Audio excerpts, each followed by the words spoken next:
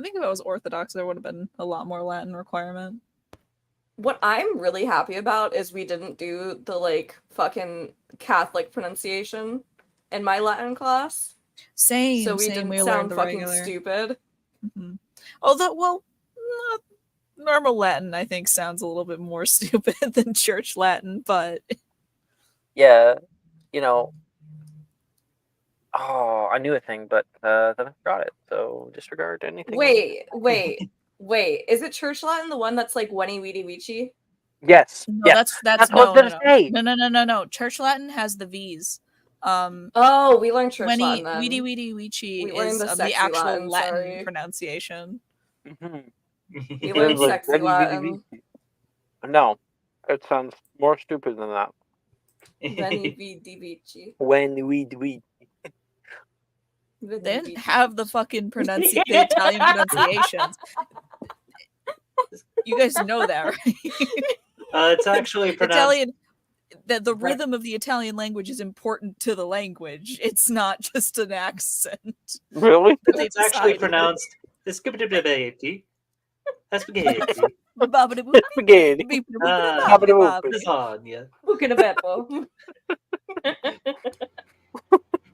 Do the Mario. Place your hands across your chest.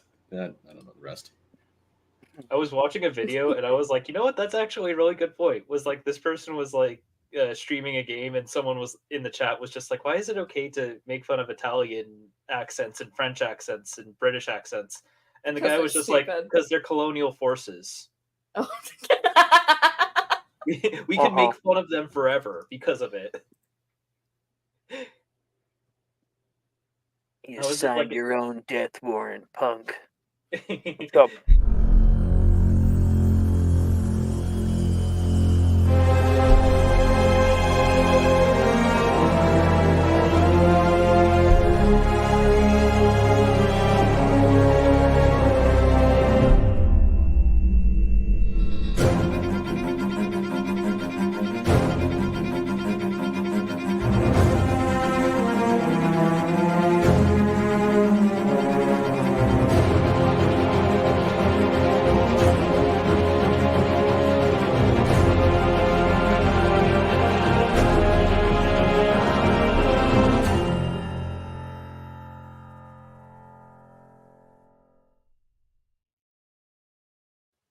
Hello, everybody. Welcome to my chicken Mysterium. Welcome to my home. We're here for Friday nights for a continuation of session 13. Very important for multiple different weird reasons. But we are back after inviting our newest students. Of course, a few weeks ago, we invited Ty, and they were getting all situated, and now we have Thaddeus Prime, who has joined the slew of compatriots. Is that new art, Nate? Looks like new art. Absolutely. You must show. I will. I'll share. Oh my gosh. Brooke? Slide it over to us like a dog. I just saw the art and I'm dying. Which one? There are 3. I saw the last one. Scroll up to the first one. That's one I'm most proud of. Yeah, that's a pretty crazy pose. Right? Like it's really good. I love it. 6.1 kind of 6.1 eats. Yeah. Damn. Okay.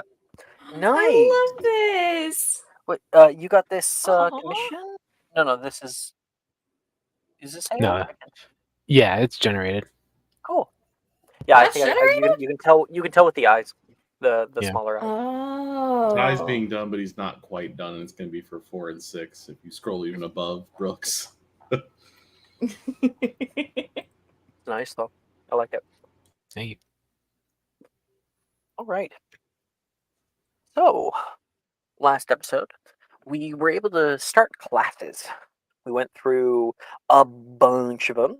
We went through History of Magic and met Professor Binns, in which case we had, I think it was Nick that threw the grenade in the mix, and people started to fall asleep.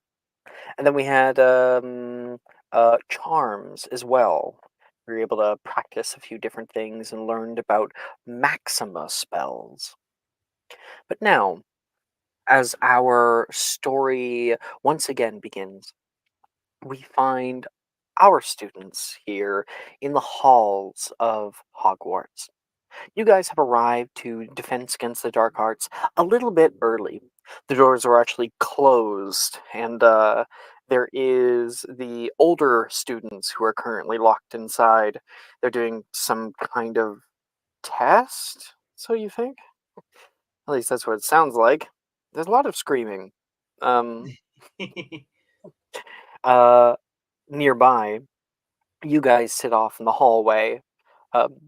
Either I think a lot of people are kind of like sitting either by the wall, leaning on the wall, or are just sort of standing freeform. And there's no like benches in this hallway or anything nice. There's not even a window, as it's the internal hallway of the Oxford building, the one that wraps around the serpentine staircase.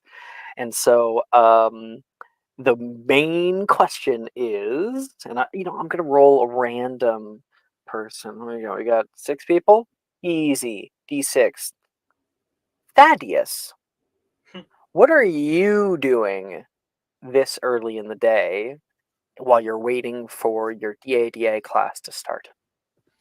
What am I doing? Probably reading a book that I took out of my bag and just waiting patiently. Not yeah, just waiting patiently, reading.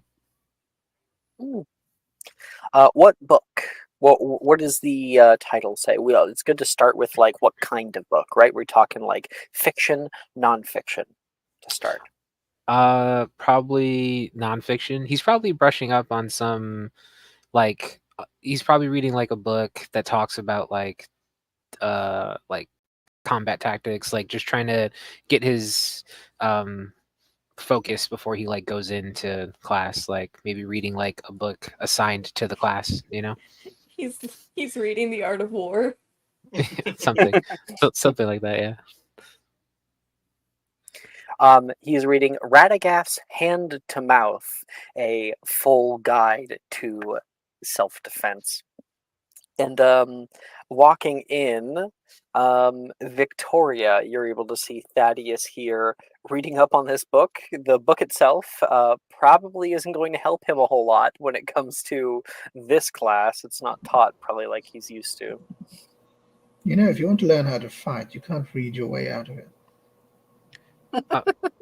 That was I'm sorry. a killer first line. I just have to pause. That was a killer first line. Gain inspiration, Ash. Continue. Thank you. It probably takes Thaddeus a moment before he looks up. Oh, I'm sorry. Were you talking to me? Yes. Oh, I didn't catch it. Sorry. Do you want me to repeat myself? I mean, you can, but I mean, hi. Hello. What I said was, if you want to learn how to fight, reading won't help. Oh, well, yeah, but I mean, it's probably going to help a little. Not really, but No, Victoria's right. Wilfred says, coming over. You gotta pick the biggest kid in our year and just sock him one. That's how you do it. Oh, here, Ty comes now. Go. Come on, Thad. Go. You want me to just punch Ty? Ty, you're walking in and you overhear that last sentence. Ty looks over. He also has a bundle of books in his hand. 3 separate books, actually. One of them looks like a very old, tattered journal that's probably been passed down to him for ages. Another one that is just a practicum of dueling. And the last one being a fiction book that looks overly the top that is just called let's just call it like the Dark Covenant or something like that. Oh, that's a killer title. The Uh, Dark Covenant. looks like to be some thriller fiction book of some kind about horrors or something. As he looks up, hears that. I'm not sure that I deserve that this early in the morning, but what did I do exactly? I was I just trying to see if I could get him to punch you. which I didn't plan on doing. I don't think I angered any of you. I did laugh at you a little bit, Wilfred, but I think that was deserved with the way you were hanging there. Oh no, I'm just messing around. Honestly, I didn't think he would actually do it. He gives you like a little pat on the back. Rojas not open up her door yet? No, doesn't look like it. He looks over and can see Ophelia with her ear pressed to the door. You're trying to unlock the door with hearing the lock? Shush. Something. Killing curse. Something worse than? What's worse than a killing curse? Oh, Victoria's morning breath. That's rude. Ah, this from the guy who never washed his clothes. Ew. I don't have to. The house elves do it. Oh my God, Wilfred! I just made that up. Is that actually true? No. Oh man, it's weird. Stay away from me.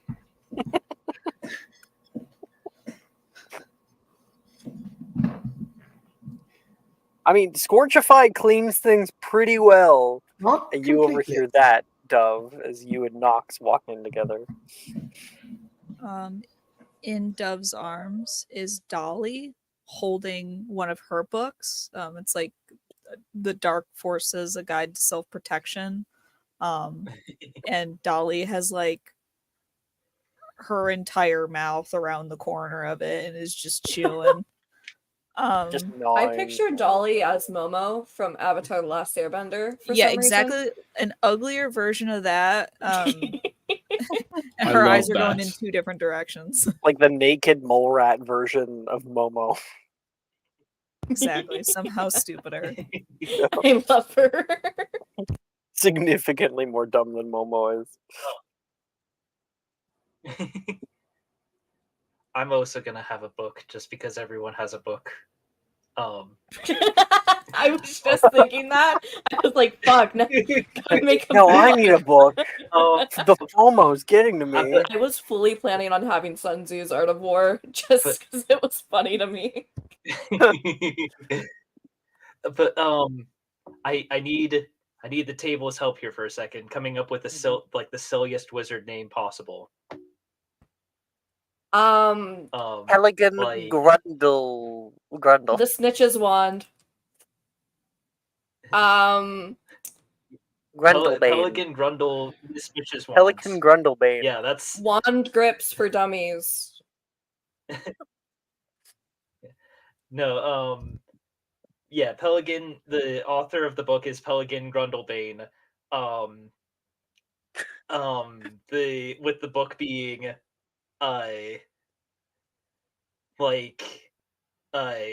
tips, tricks, and hexes they won't teach you in school. Pelican Grundlebane being a very famous quack, Yeah, totally. I famous. see it. This is the the sort of a mad scientist of magic, and Nox is just like, no wait, but like have the you actually Scholastic read Book some of this? Fair version of the DADA textbook. The BuzzFeed article. Like Pelican Grundlebane in this book talks Which about wand making a are you? bombarda that could bounce. That would be cool, actually. Top 10 pictures of Gilderoy Lockhart that will make you swoon. Number 4 will surprise you. It's all clickbait. Number You- 4 oh my is gosh, one of no, them in the fucking guys. asylum clothes. It's a pop-up book. No? Do you get it? Oh yes. I don't- Yeah, sorry. I was pop I was up. distracted Yeah. for a second because my Sorry. roommate was walking into the house. I was just like, oh hey, he's here now. But yes, no, it's a pop-up book like a Nox turns a page and there's the bouncing bombarda that he swears he can do. And it's like the little ball bouncing around and you can pull a oh sorry, 1 second. My roommate's That's all knocking good. on That's all good. the door. Sorry, 1 sec, BRB. So Nox is looking at that dove. He seems. Oh, sorry. They seem entirely overcome with it. Just did a BRB too. Just FYI. You're kidding me. That's fine. I think Wilfred looks around and can see a few people laying on the floor. Juniper, Drusilla, you enjoy the floor? It's very comfortable once you Moliere it. Drusilla says back. In Adamatus Conjurus, he says. And there is a small single-seater recliner that appears in the hallway. Back. Aren't we not supposed to do magic in the hallways? Well, I mean, it's kind of one of those rules that's not very enforced. So. Oh, that's good to know. Last time Flitwick caught you trying to do a bombard on a hallway, you got detention for like a week. Yeah, and he told me no more destruction spells. Is this a destruction spell? Hmm? In your hands, anything else. That's such a sincere compliment. Right? I thought so. Speaking of spells and all that, how's this teacher exactly? She's a nightmare, Drusilla says. She's batshit insane, but like in a really good way.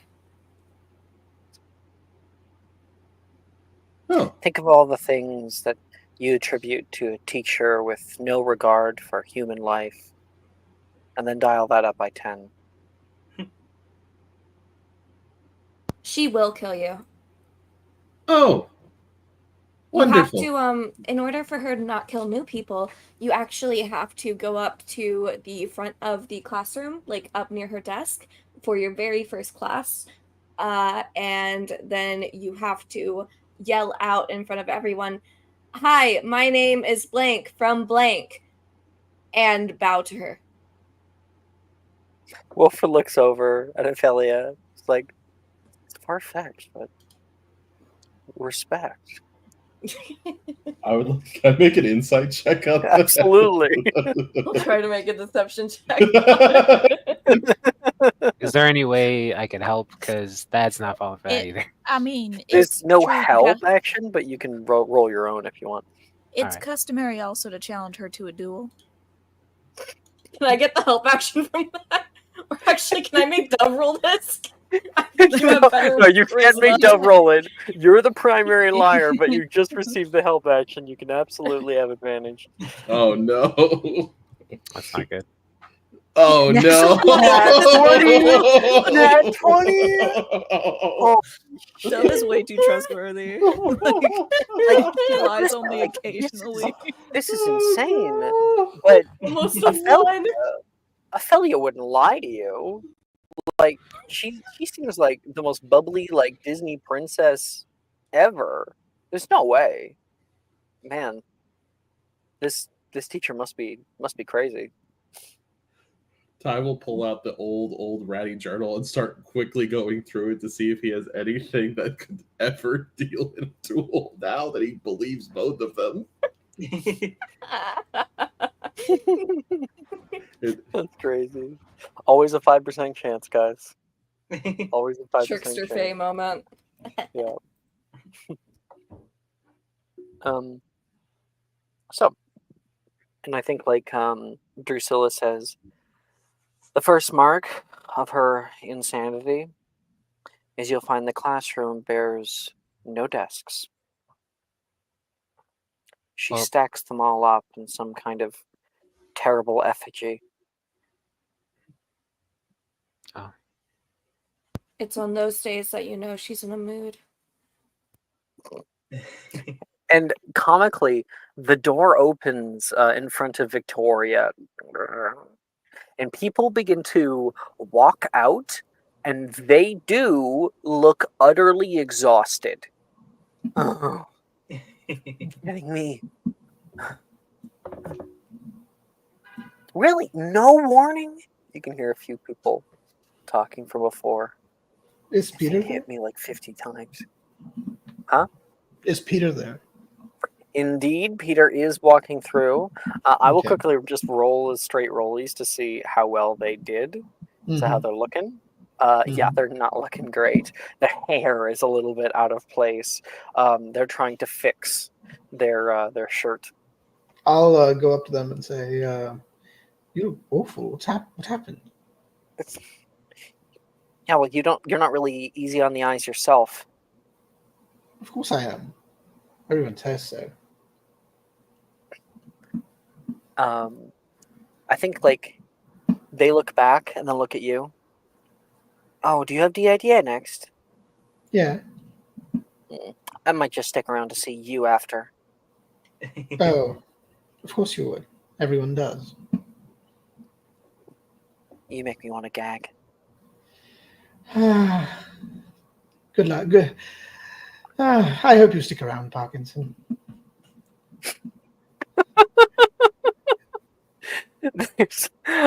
This is the best way to deal with Peter. Yep. When they are the most bitchy. Mhm.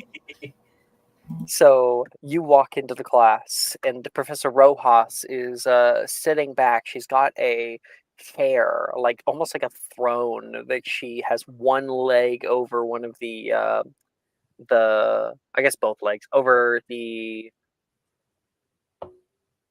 armrest. Just trying to find the word for that.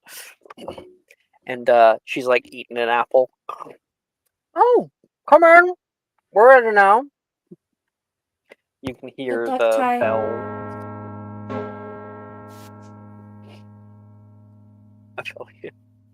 I felt you want to say that again. Good luck, Ty. Ty just completely believes these two. And Rooting for you, buddy. he just Got walks this.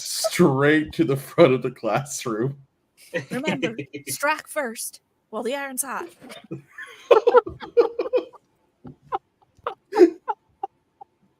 Nice knowing you, Ty.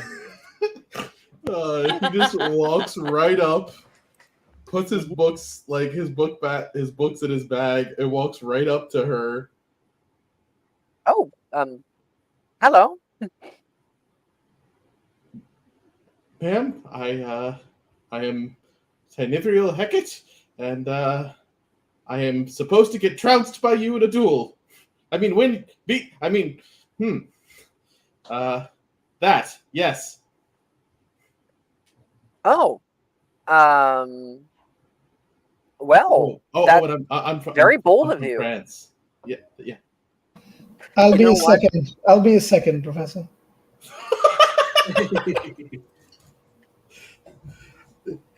Wait, He's I clearly nervous, but he is So- holding firm. Out of character, in a wizard's duel, in a proper wizard's duel, every combatant has a second. If which who takes over for the primary if they die, basically. And he like gives a nod. You look so straight back. He says with like a big smile. You now can get a good look at her, and you would be able to see this woman. She certainly does not fit the sort of description you made up in your head from what they had said. She looks well put together, very laid back, and when you stand in front of her, it's like you're standing in front of a Pokemon gym leader. She says, "You're very straight backed." She looks around the room. Sure, why not? She stands up. If you can get in a single hit, I'll give your house 100 points. 100? Wait, can I be 100? part of this, Professor? 100 points. You didn't come up and be bold enough to. I am his second, so if he goes down, can I fight next?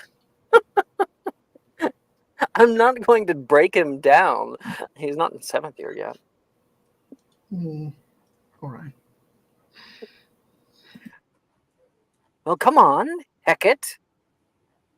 Give us a good go. Give us all a good show. You can see a few of the people starting to filter in. And Wilfred's like, oh my gosh, he found the biggest kid in the year. Ophelia's like elbowing Wilfred, like, I did that.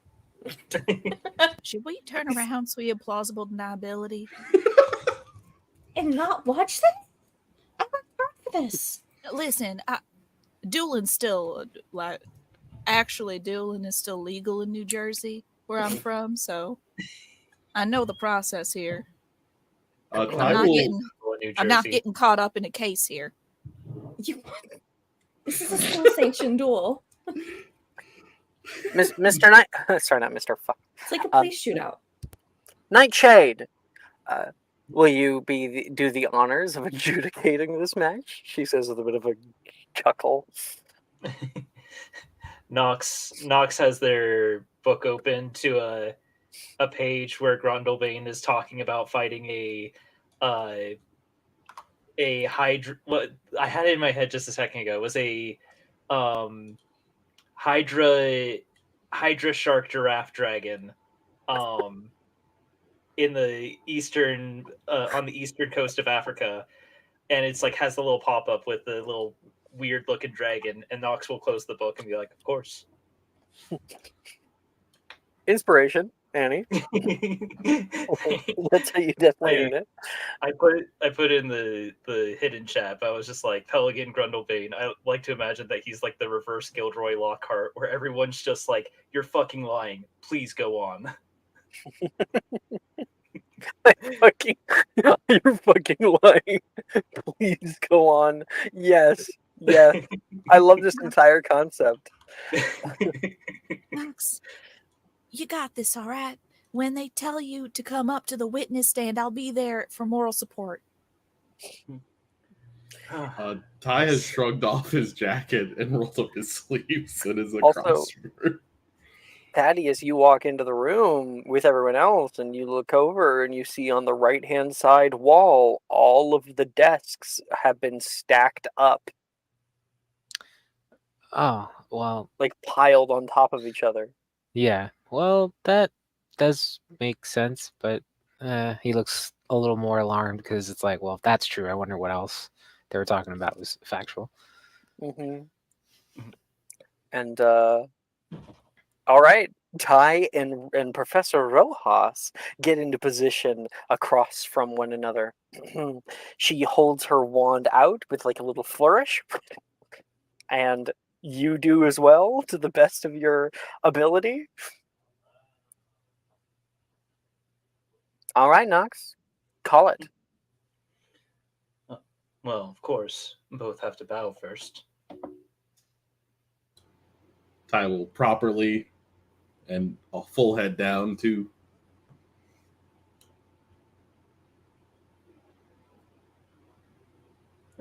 begin. And so Nox yells begin, and Ty, she lets you throw off the first spell. I mean, will just immediately. He's just going to immediately try to cast Bombarda at her. Oh, Bombarda, okay. That's just cast in the rolls, right? Sorry, I'm still getting used to that. Let me go to the rolling channel.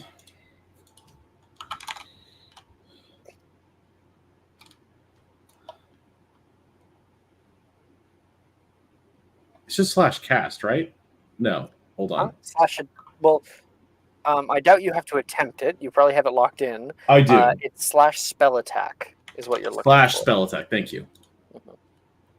My bad. No, you're new. Okay. You got this. Oof. Oh. What did you get? Oh, it's a spell save DC, right? No. Oh no, I rolled a 3. Yeah. Oh my A goodness. total of 10. Okay. So, you Bombarda, you throw out toward her. She puts up her offhand, and there is a blue barrier that your Bombarda fizzles out. My turn? She almost asks as if it's a question. She 360 gets like low into a squat, kicking her leg backward toward you, and you watch a slew of water appear on the ground and shoot out toward you, culminating around your legs. And then she flicks up with her wand, and ice and the water hardens into a hard ice that forms around your legs. I'd like to deflect that at her. It's funny enough. While I think the Glacius you can, but it also wouldn't work. So here's what's up. The Augmenti can't really be deflected necessarily. I don't know. It's like it's a cone. No, AoE it spells can be originates from deflected. caster. It Huh? looks like Okay, AoE we spells can if be. you're a technique Yeah. and you're doing that It's deflect. spell deflect. Okay, because the first one is just Augmenti. Which one are you deflecting? I guess it's probably the Glacius as it comes up at him. Yeah. Okay. You so can she probably try to casts throw that it right water back at like him. comes over the area. She flicks up her wand for Glacius. Do you have Glacius locked in?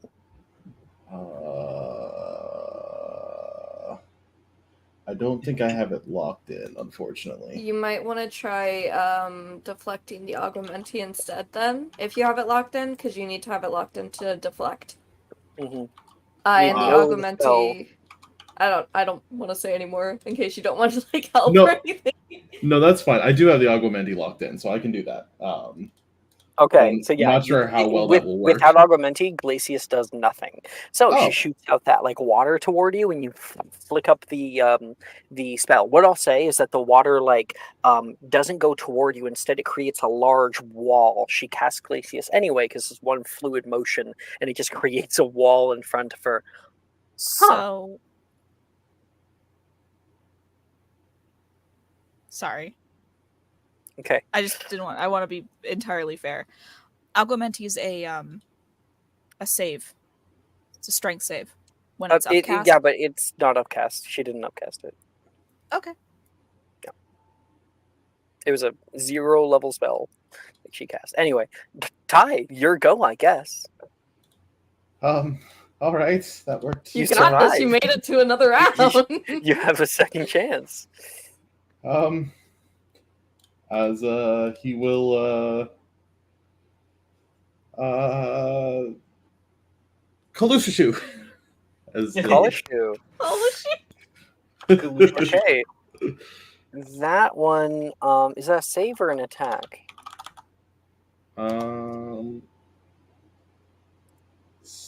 Save. Yeah, Dexterity save. 15. Oh, 15 dex save. Okay. Yeah, that's a 17. I'm sure she's fine. So, yep. You cast out Kalushu, and she's kind of like takes one step up, and the spell fizzles out on the ground nearby. You actually have better form than I thought, she says. She's going to whip her wand back and forth, and there is... I think she's going to cast out a fun spell. I think she's having fun with you now. That's going to be Locomotor Mortis. Oh, dear. It's a wisdom saving throw. Will do so. I have decent wisdom. Probably not good enough because I rolled an 8. 15. So there is black bindings that shoot around your legs and wrap you up like a bolus. Difficult to move. You kind of hop, trying to make sure you don't fall over. And she walks around the ice wall to get a better look at you. Well, come on, give us a go. That's all right. Fine. Am I counted as restrained technically? You're not restrained. She's been being nice to you. It halves your movement. She's staying a good distance from you, and because now she knows that you can spell deflect, and was it? You have your speed halved and suffer disadvantage on deck saves. Fair enough. Then he will go for a. I guess he'll just go for a flipendo, and I have to attempt this because I don't have it locked in. I have one cast of it technically. Well, nat 20'd it. Oh, nice. That automatically locks it in. Oh, that's nice. Mm-hmm. And then I rolled a 1. It's Take not my a spell attack. advantage. Take No. my Hold on. subscriber. It's not a spell attack. It's a strength save on her part. Oh, it is. Yeah. Okay. Which spell? Flipendo. My bad. Oh I yeah, thought it- flipendo, totally. Still getting used to spells. Yeah, that's a 17 on the die. Yep, Whoa! you're fine. She like sidesteps, and there's this big gust of wind that shoots past her. Her hair flicks up into the air. You're really giving it the old college try. Obscuro. She'll cast, and that is a dexterity saving throw. Dex it is. So you I rolled a suffer 6. disadvantage. You have disadvantage on it because of the. Well, I rolled a 6. I still failed, but I'll roll it again. You're just getting a nat one, narrative difference. There we go. 10. So there is a black bound that like wraps around your eyes, a blindfold that ties itself tightly around the back of your head, so you can't move, you can't see, you still got your arms and hands. Your last attempt. Well, that's Do you yield or? Heck, it definitely yields. She turns toward Nox. Nox will say, yeah, well, gave it a good go, but Miss Rojas is the winner. Woo! She kind of calls out, like as if she's actually happy about it. Boo! She flicks her wand and unbinds your legs, and then comes over, takes the back of your blindfold and pulls it off of you. She puts an arm around your shoulder and puts an arm up into the air and says, "Everybody, please give a round of applause for Mr. Heckett." And people do applaud your boldness. I'm a little confused. I'm going to be honest, Professor. Isn't this normal? Who told you that? Never mind. His eyes slowly go over to Olivia. Dove is looking away. Dolly now has half the book in her mouth. Ophelia is outright giggling. She's so amused right now. Ty breathes out.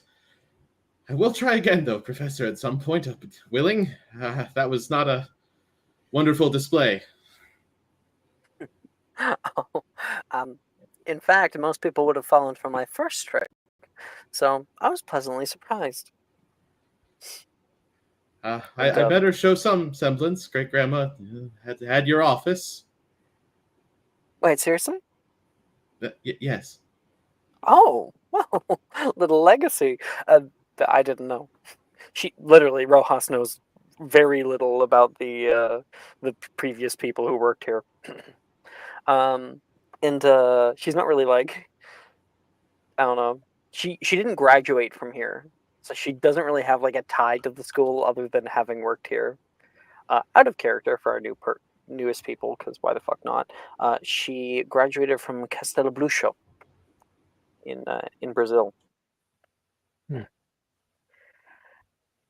Well, everybody, big circle, please. You know what? Today, I want you all in a clump.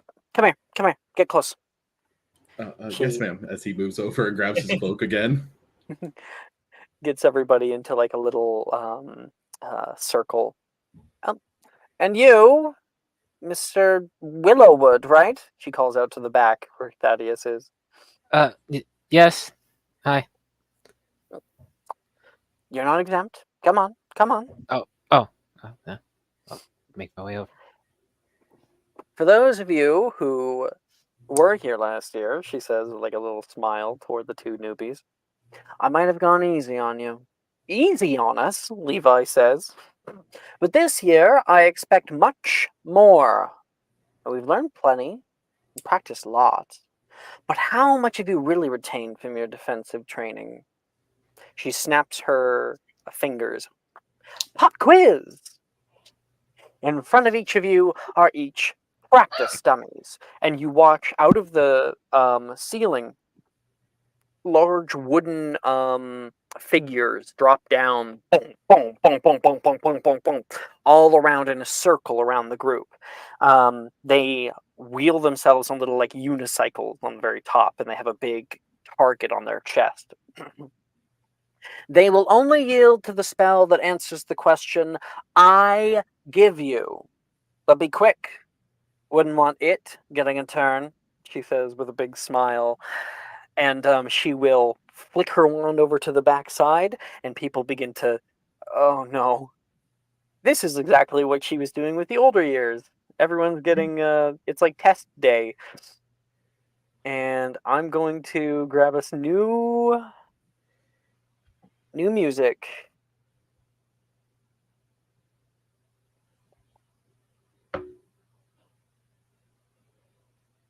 Okay. This one is only 3 minutes long, so I highly recommend that you right-click and loop it. I'm sending it to you guys right now. It is the classic Hot Licorice. All right. Okay, so here's the name of the game. This is a little mini game.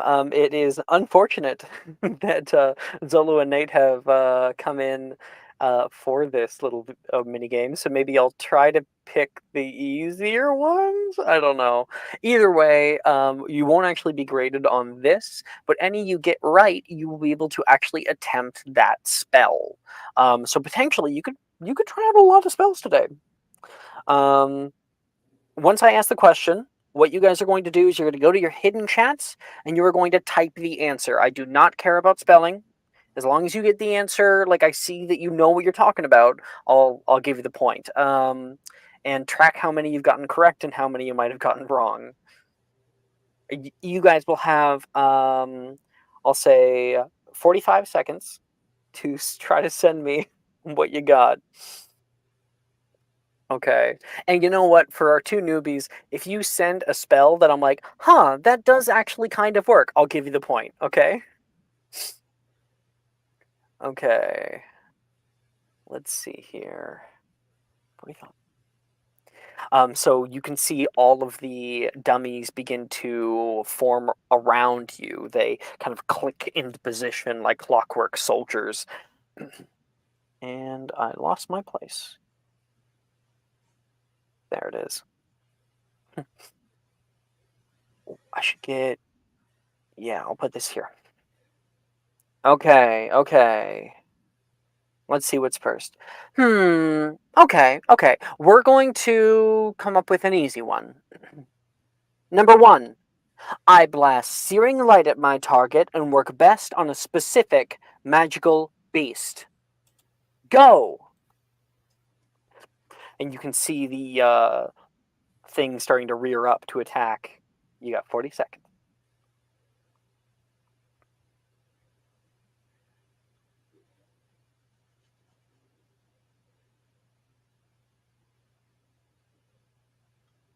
Yeah, I got Dove's. Nox's. Ophelia.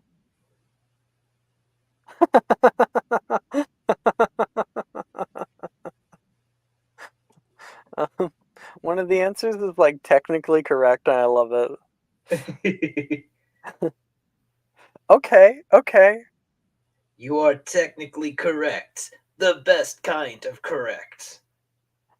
All right, that is 45 seconds. Everyone has gotten back to me, and you know what? I've enjoyed all of the answers, whether they've been the one I've intended or not. So, Dove, correct. Nox, correct. Ophelia, correct. Ty, like I said, I'm going even easier on the two newbies. I like the answer. It does fit. I'm giving it to you. Okay. Now, oh yeah, I can go from Vasa. Victoria, yeah, I'm not gonna let you try that spell though. No, I can't. I literally can't. Yeah, I don't even know if we have the spell slots. No. It's not about spell slots. I cannot do it. Ooh. Yeah. Yeah. And then Nate, I'm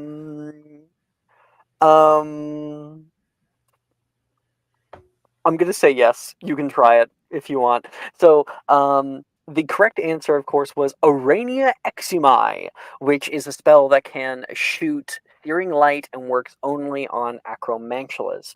Now, some of the other answers that we got were from Victoria, who said Expecto Patronum, which, yeah, yeah, basically, sure, that works. I'm not letting you try it, but and of course can't. And then Ty said Verdmilius, and I'm yeah, that shoots off light from your wand, so come on, Zolo. And then Thaddeus said Lumos, which I'm like, yeah, totally. You definitely. I've had people use Lumos Maxima against shades before and stuff. So everyone can go ahead and attempt that spell. That's how it's gonna work. Good first round, everybody. Second round. Let's see. Hey, do you think I've deserved inspiration? Please. Please, Alex. Please, Alex. Please, Alex. Please. I don't know. It's been a little forced now. You can have my subscriber if you want. Thank you. Yeah. I was, yeah. And then this next one is this spell makes teens teeny tiny. Go. Wait, makes what? Teeny tiny? This spell makes teens teeny tiny. Ah.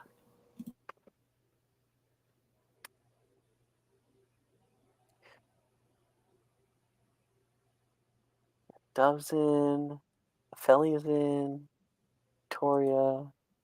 Okay.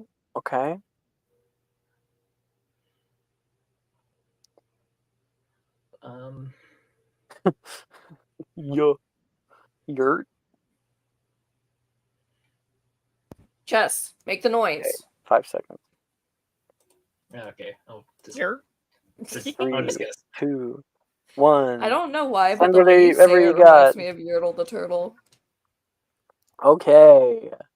Okay, I got people's answers in, and there have been 2 different answers. One is correct, one is wrong. So, Dove, you got it correct. Nox, incorrect. Ophelia, correct. Hi, it is incorrect, but we're going to learn why. So will be a learning thing.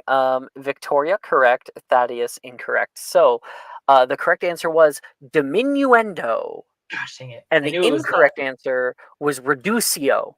So this is actually an important thing to learn. It actually came up this morning in a game, and that is that in order to make a being, like an actual creature or something, smaller, you need diminuendo. That's the spell that works on living things. Reducio only works on objects. The two are 2 separate spells. So, something to learn. And when you guys get it wrong, when you cast out Reducio toward your people, and I'm not going to let you attempt it, the what is it? the training dummy flicks a wand toward you, and you hear this quick crack, and it feels as though you just got like a little smack on your chest. Ow! Completely, only a little bit painful and absolutely harmless. Oh, next try! She yells off, and we will try a new one. Third round. There'll be 6 total. Okay. Ooh, okay. Let's go for something less combat, you know? You guys always sleep in pretty late, I noticed. But you should probably wake up. A bit of smoke from this spell, and you're good to get up and jump. Go. This one's a harder one. The subject is asleep. Spell that can make them awake. Oh.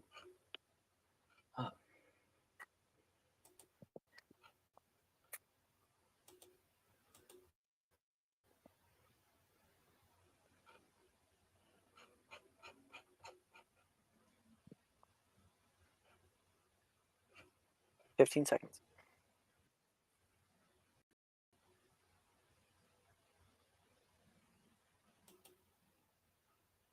5, 4, 3, 2, 1. All right. Let's see what we got. Dove. That is a funny gif. Correct. Nox. Correct. Ophelia. Are you gonna send? You gonna send your answer, Ophelia? You gonna send your answer? Did I not fucking? Oh, I sent it in rolling. Well, now everyone knows it. Yeah. The answer is Renner Cavatre. Cavatre. Yeah. I got message like right when you fucking asked the question, and so I looked at my message and I was like, "Fuck, I gotta answer this first." And then I ran over to the server and I just typed it and hit enter, and then I ran back to my messages. You know those kids that like when someone asks a question and like before the teacher says don't shout it out, they just shout out the answer. Ty, not what I'm looking for, but I like the idea. I like the creativity. You may attempt that spell if you want. Ty's familiar with that because he got woken up by Nick because of that. And then Ash, correct, and Thaddeus. I don't yet have an answer. Do you want to send me? Do you have any idea? I have no That's idea. all. That's fine. You're very new. So the correct answer was, of course, Dove. You want to say it? Oh, renovate. Renervate, not Renerva Cavate, but Renervate. I got a that nat is the 20 on that spell. bitch. She replaced it. Hold on, no. Sorry. She just get some cold cuts. I've had that commercial stuck in my head. Renervate is one of the healing cantrip spells that is taught in this class, and it allows unconscious beings to become conscious if they were brought down by like magic in some way. So like if someone stupefied somebody, made them fall unconscious, this can reverse that. All right. And then was it Ty had a really interesting one. Ty, you want to say yours? Yeah, he cast Sonorous very Which loudly. totally that would wake somebody up. Yeah, sure. You know. Okay. Let's see. So that's number 3. Is number 4. Oh, I rolled the same one again. Okay. So had some trouble with that, did we? That's fine. Hey, let go of that. Careful, I'll lash you. Go. Hey, let go of that. Careful, I'll lash you.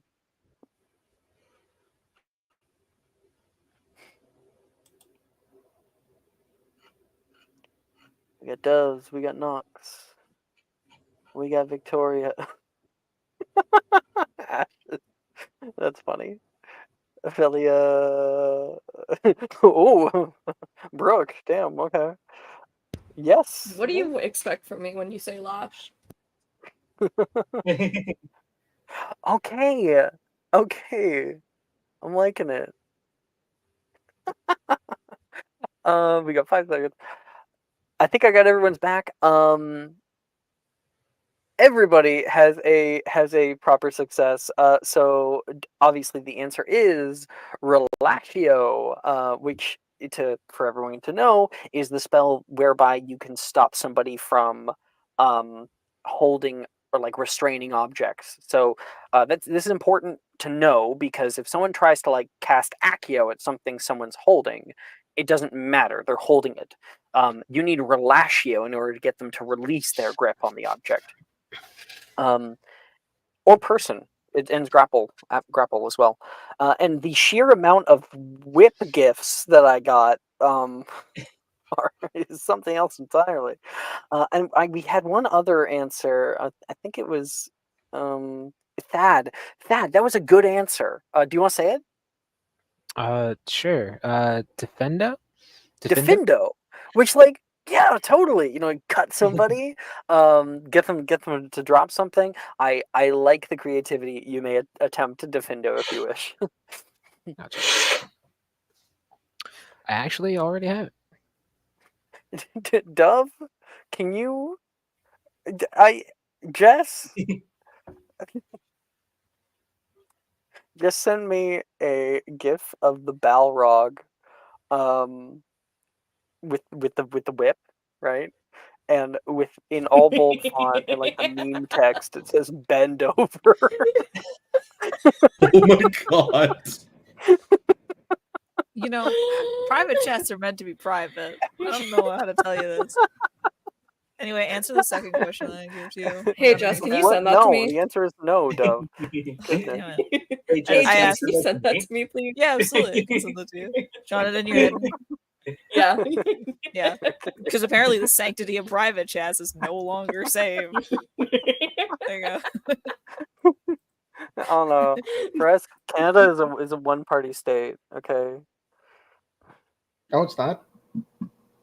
Canada is absolutely not a one-party state. No, like in the way that only one party needs to consent to a No, I think Canada is two parties. Is it not? No, Really? it's not. Absolutely no. I can guarantee you.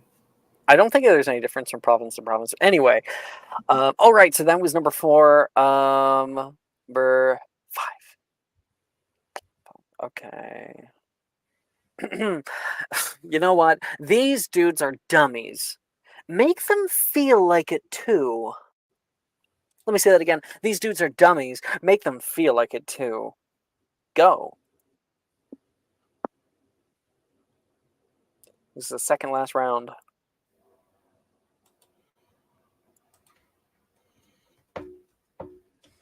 The cool part about this test is I actually have 12 questions.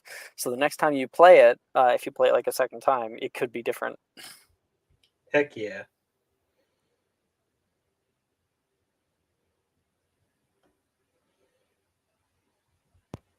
I'm trying to think of something funny. Give me a second. Sure, I'll give you a minute. And I like Ash's answer too. I'm guessing Ash is trying to give me like can I attempt creative answers. No, absolutely not. Yeah, that's the downside with the creative answer. You do get it correct, but you lose the ability to attempt it. One of my creative answers was Crucio. So Yeah. Careful, I'll laugh you, Crucio. Okay, time's up. Let's see what we got here. Dove, obviously correct. Nox, correct. Ophelia, incorrect. But, I see. I thought that was just a typo. Yeah. That's great. Yeah, That's I'm great. clever. I'm funny. I'm smart. I'll give it to you. Thank you. Ophelia said stupid fi. I said the same. You said the same thing, Ty? I went stupefy. I mean, it puts him down, stupid. And Play Solo, stupid games, because win stupid prizes. I told you that I was going easy on you. You can actually attempt Stupefy if you want. Yes, that can work. And then Victoria said Confundo, which, like, yeah, but again, not at your level. It's a Not at fourth all. level. It's a fourth level Uh-uh. spell. I so- don't care. It's not No, happening. we don't have fourth level slots, so it can't happen In anyway. fact, so, I have to edit Confundo because I don't like the suggested action thing. It's not. Mhm. It just doesn't align with, like, canon, and it, yeah. Anyway, and then Thaddeus, I found your one interesting. Let me see here. What was the question exactly I asked? These dudes are dummies. Make them feel like it too. Do you want to give us your if you can give me an explanation, maybe? I don't really think I have one. It was a bit of a stretch. Okay. So Thaddeus casts out Rick Decembra, and the spell fizzles out on the thing's chest, and it hits you with another one. This is definitely not like they have taught you in the past, Thaddeus. This is a very No. hands-on learning experience. Of course, the proper answer was Infirma Cerebra, which is a spell that it deals psychic damage. It also gives the person a negative d4 to the next saving throw. But flavor-wise, it makes someone dumb for like 6 seconds. Okay. Our last question of the set. Let's see what it is. Nope. I'll try again. Okay.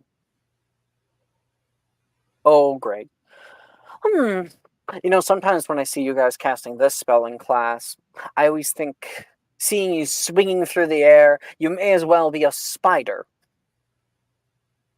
Go.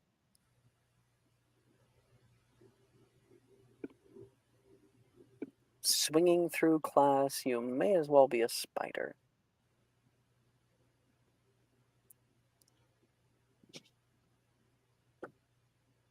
This is a great spell to have, if you can get it right.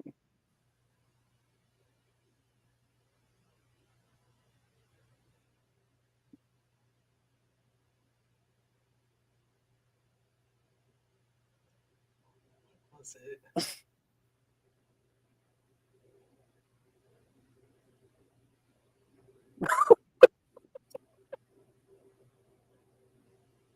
I was so ready to say no. I was so ready. All right. Our time is up. Okay, let's see how I did. Dove, the goat spell. That's correct. Ooh, do we get Nox? Nox, I didn't get your answer yet. Send it in. Ophelia, yes, correct. Victoria, correct. Thaddeus, that's okay. Okay, Ty had a very interesting one. Do you just not remember the name for it, Annie? I don't remember the name for it, but I know the spell that you're talking You know what about. I'm talking about? Yeah, okay. The correct answer is Carpe Retractum. So Carpe Retractum is the season pole charm. It is incredibly useful. I just used it to nearly completely win a match last episode that I did this morning. It can shoot out attached to either creatures or objects and pull you or that object toward each other. If you are anchored down, the object comes towards you. If they are anchored down, you come toward them. Or if neither of you are anchored down, then you guys pull toward each other. And it's crazy useful for climbing places, and also for like moving people around on the battlefield, or if a friend goes down and they're like in harm's way, pull them out of there. Yeah, there's lots of uses for it. Darn. And of course, Ty said mobili corpus, and I was so ready to be like, no, that does not fit at all. And then, Ty, can you please send in discussion the GIF that you sent me? Can you do that? Sure.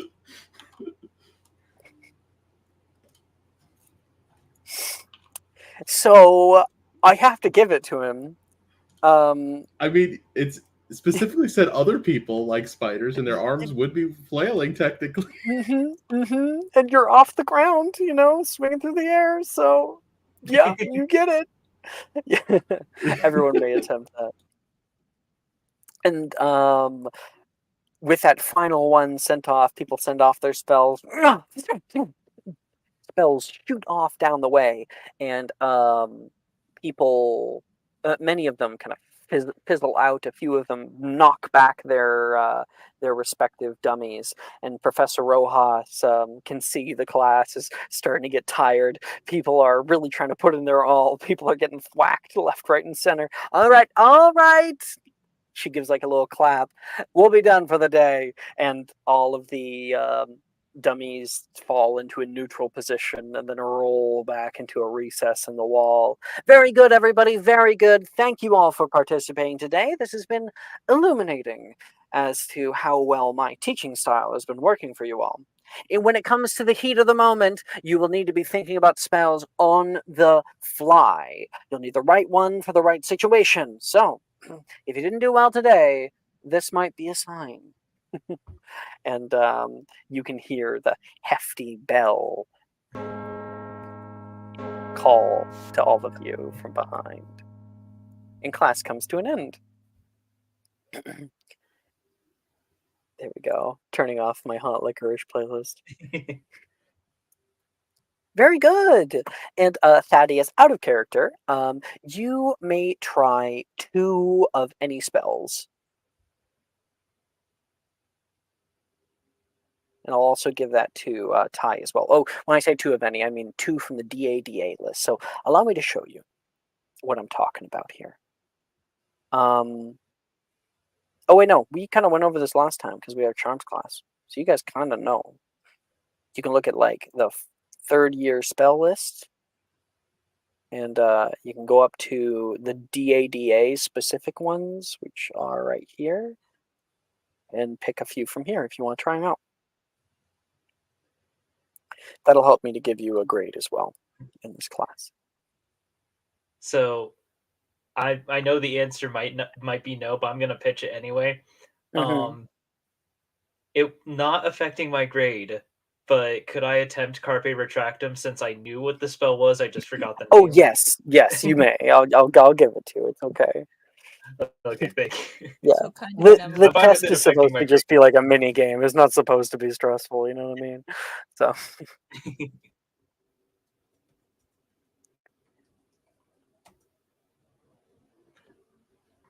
Can I also ask another favor? Does anyone here have a subscriber advantage? Yeah, take it. Take it. Well, hey, I Thank gave you. you an inspiration earlier. Oh yeah. You want me to use that? Yeah, sure. I'll use that instead of like Ash. You can save your. No worries. No worries. Well, okay. I mean, if you're offering it, then I'll take it. Yep, it's still on the table, so take it. Cool. Come on, Nox. Come on, Nox. Fuck. Okay, I guess I'm using my inspo too. All right. I'm sorry, Ash. I failed you. Oh, you're. No, Ash Jesus failed Christ. you. Oh well, let's not go too far. I guess it wasn't meant to be. Oof. But you at least have it attempted, so you can attempt it in the heat of the moment. Yeah. Okay. It's gonna be one of those nights, isn't it? Ty or Thad, are either of you guys ready? Yeah, I did both of them. They showed up for me at least. Did they not for Yeah. you? Oh, I just don't have the rolling channel open. If you could just tell me. Oh, I did Renovate and Depulso, and I got an 18 and a 16. Not bad. You get an E overall in class. Thaddeus? I did Langlock, and Yeah. I got a 7. So nope. And then I did the a retractum with the 24. Ooh, 7 and a 24. Okay, that's going to be a high or low. I haven't done these in a while. So call out high or low, and I will roll a d4, and depending on where it lands, it's a good or bad outcome. High. The power of high takes you. You end up with a E. Because I was between an A to an E. All right. And that is Defense Against the Dark Arts class. As people walk out of the classroom, Drusilla looks over toward Thaddeus. Her hair is all messed up. Told you. She says. Gives like a half smile. Yeah. You, do you just not like people? Oh, Drusilla says. I'm just no, it's just not really. I have a friend I don't like know. that. Taylor is a bit of a character. Oh, You seem uh, laid back. Or, I don't know. I'm Drusilla, by the way.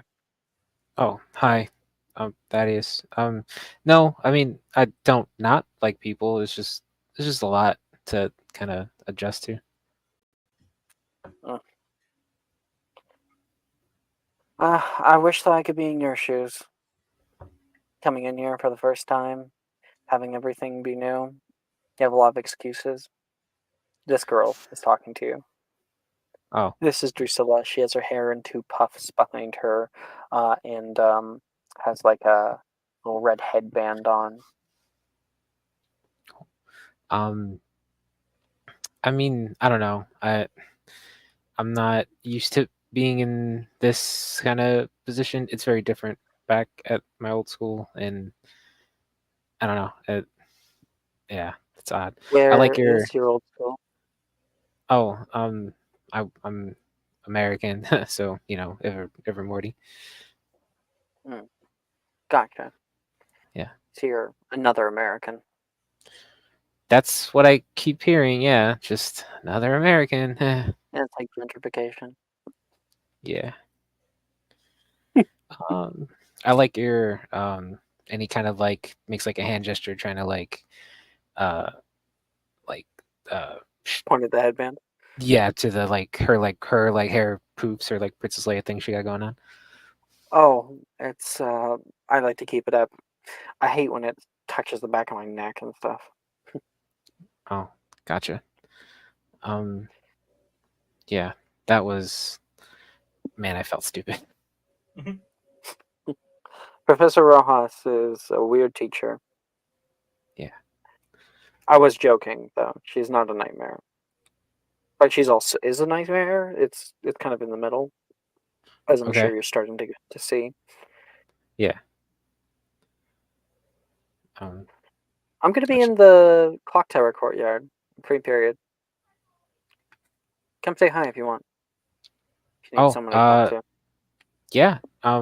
That sounds cool. If I could find it, yeah, yes. If you can find it, I'll call it a Right. challenge. Yeah. She walks off to her next class.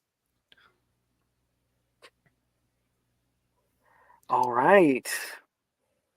And As they're walking out, Ty walks right by Ophelia and just, I will get you back for that. You don't know if it'll win. It won't be soon, but someday. Ooh, I look forward to it. Oh, where, like dang it. coming in from behind, Wilfred says, "Where exactly did you pull that one out?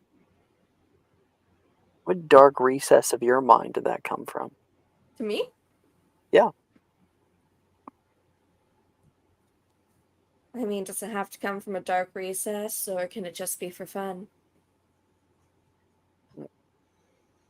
Normally, I thought for you, fun was communing with the flower spirits. They aren't flower spirits, it's just the flowers. They have their own personalities. And I don't see any problem with harmless fun. It didn't get him hurt. I knew Rojas wasn't going to hurt him, so... Yeah, I guess he was pretty safe there. Still. It was practically... You know what? I'll reserve that word for myself. Well, you might as well say it or else you're a coward. Oh! Oh! Alright. Mischievous. How dare you? That seems to fit the bill. Oh, you're still here. He wasn't aware that you were listening to the conversation. He walked past. Sorry. Keeps walking. Don't go falling down again. Wilfred stops and like has a little PTSD moment and then keeps walking. Ty's just smirking a little bit as he walks off. Here's the thing. Ty thinks that he knows why that is. Ophelia, you know actually why. I don't. Oh, wait, you weren't here? No, No, Ophelia wasn't here. year. Ty saw him go up and down. No. We're That's not not what I talking about mean. Oh, Yeah, That was okay. something that Never mind. happens in first year, I think. Oh, never Ophelia mind. came. This is still Ophelia's like first year at Hogwarts. Okay. It was Dove who would be able to know. Anyway, our next class is an option. So we've got divinations Me class too. and magical creatures class. I'm bespoke. I'm I'm not in either sorry. one. I'm Okay. also bespoke. I don't understand. She's a I'll take magizoologist. the She's a creatures. magizoologist. Yeah. Oh well, I have the classes you guys were taking last year between everyone. I just need for Ty and Thad. That would be more in magical creatures than divination. Yeah, you can also not take either for the option of having a free period. Oh, Nah, he's a magical creatures lad as well. that's tough. Yeah, I think maybe I'll take a free period. All right. Okay, over in divinations class, Ophelia and Hero. You guys. And Hero's not here. That's fine. Ophelia, you go up to divinations. Where are we? You find yourself up there. The class is already in full swing. Madame Trelawney is currently halfway through her monologue. The major arcana is a window into fate. The fool's journey is a very real allegory for our lives.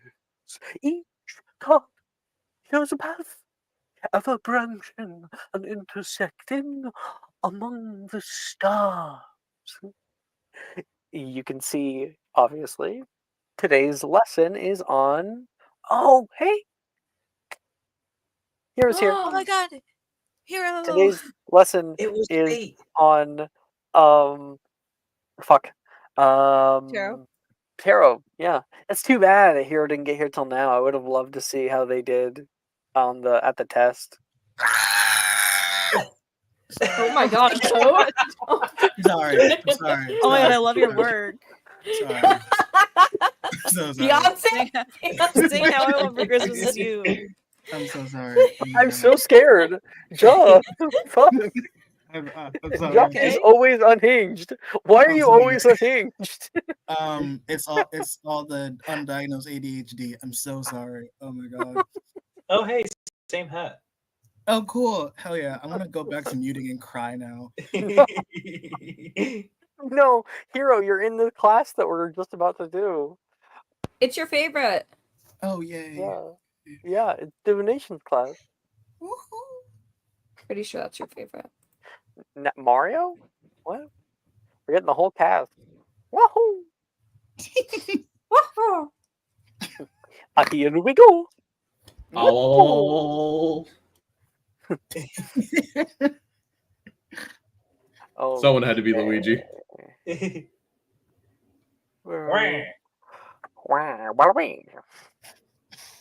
Okay, I'm gonna redo my monologue since Hero just got here.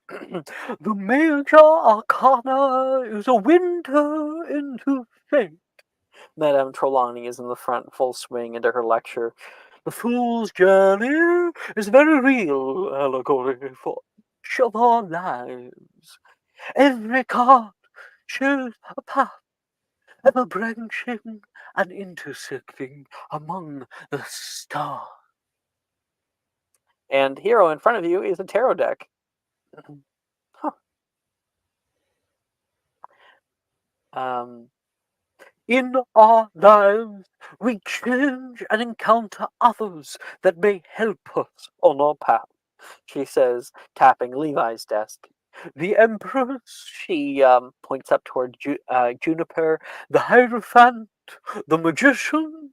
These are all the Fool and who the Fool encounters, she says toward Wilfred. And he's like, what? What? Why are you looking at me when you say fool? We will experience much, and the major arcana shows us who we are and who we are meant to be.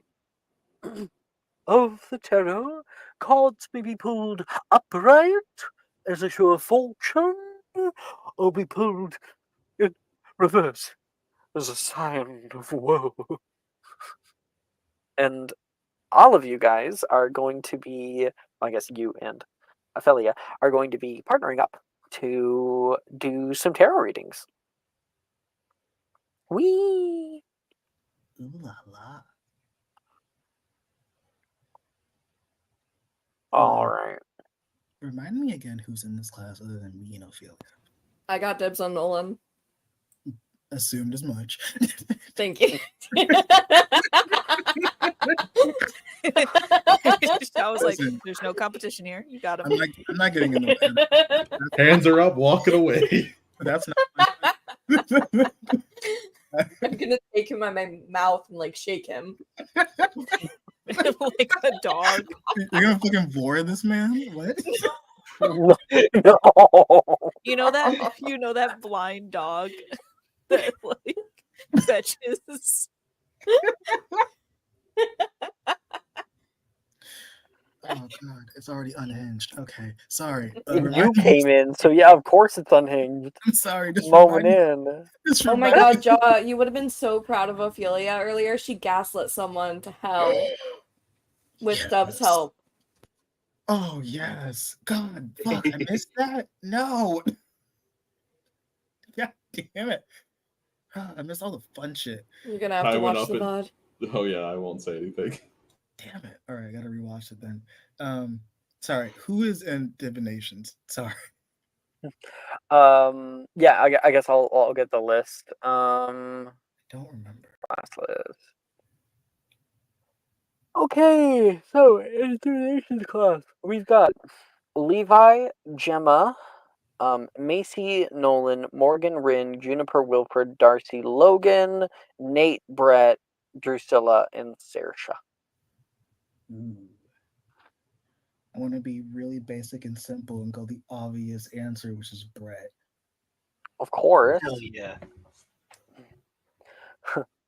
Brett gets in late, and he like creeps in and sits down. You look over, and suddenly he's there, getting out his tarot deck. When did you learn to apparate? He puts up his finger to his mouth, like, shut up. Sorry. She didn't see me come in. I didn't. Did she take an attendance yet? Sometimes she forgets.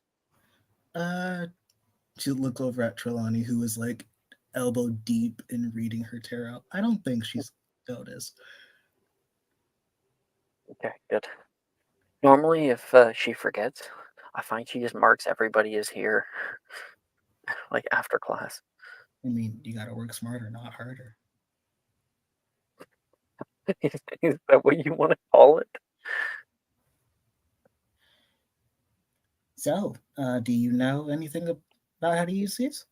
I know that if you get like all of the face cards and then an ace, then it's a full house. Well, you could be. I'm not even gonna say. You know what? I don't know. You could be right. Tarot's different for everyone. Maybe you learned a different way than I did.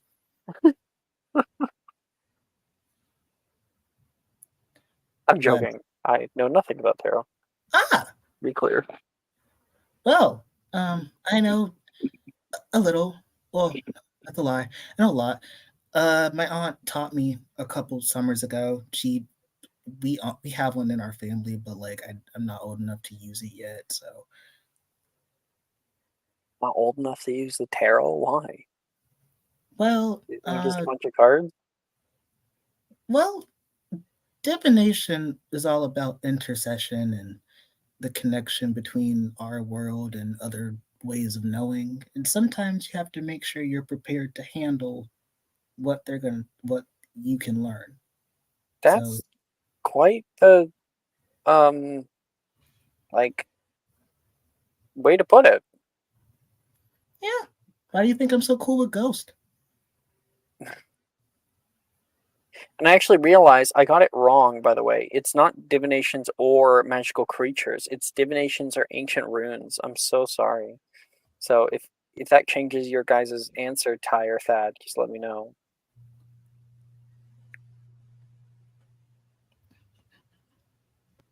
I guess it would be good to know what Ancient Runes does. Ancient Runes allows you to cast any spell that is available to you using Wisdom instead of the usual modifiers. So upset that I did take that The nerd be nerding in Ancient Runes, of course. Okay. Question mark? Question mark. Question. Okay. And Brett looks up and says, "That was a really poetic way to put that." Sure. Okay. I'm actually a lot more interested now.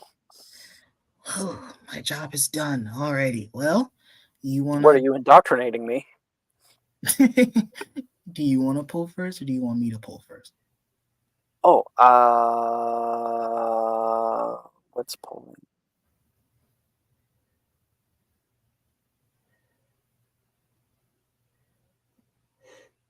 Did you hear me, John? Oh no, sorry, your mic cut a little bit. He said, what's pulling? Oh, sweet summer child. Okay. Why don't you go first? Yeah. Just watch me. Sure.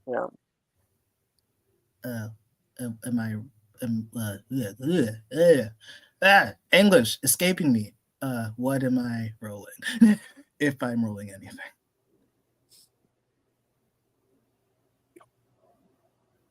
Oh, sorry. Yeah. Let me figure that out really quick. Okay. I'm like, what's how many? So the fun part is we simplify it. We only do major arcana. Oh, smart. And we only do past, present, future. We don't actually do the querent because it just makes it a lot simpler. So there are 22 cards, 21 numbered cards. So what you're going to roll, what you're going to do is you're going to roll 1d22 minus 1. So you're going to roll that 3 times, I guess. Okay. But you have to do it separate. You can't do 3d22. Yeah, makes sense. So that's the first one. That's the second one. And that is the third one. So I got 11, 20, and 16. Okay, so we'll go one at a time. So you got 11. So that's XI. Oh right. You also need to roll me 3d2. One being one being upright, 2 being reverse. That makes sense.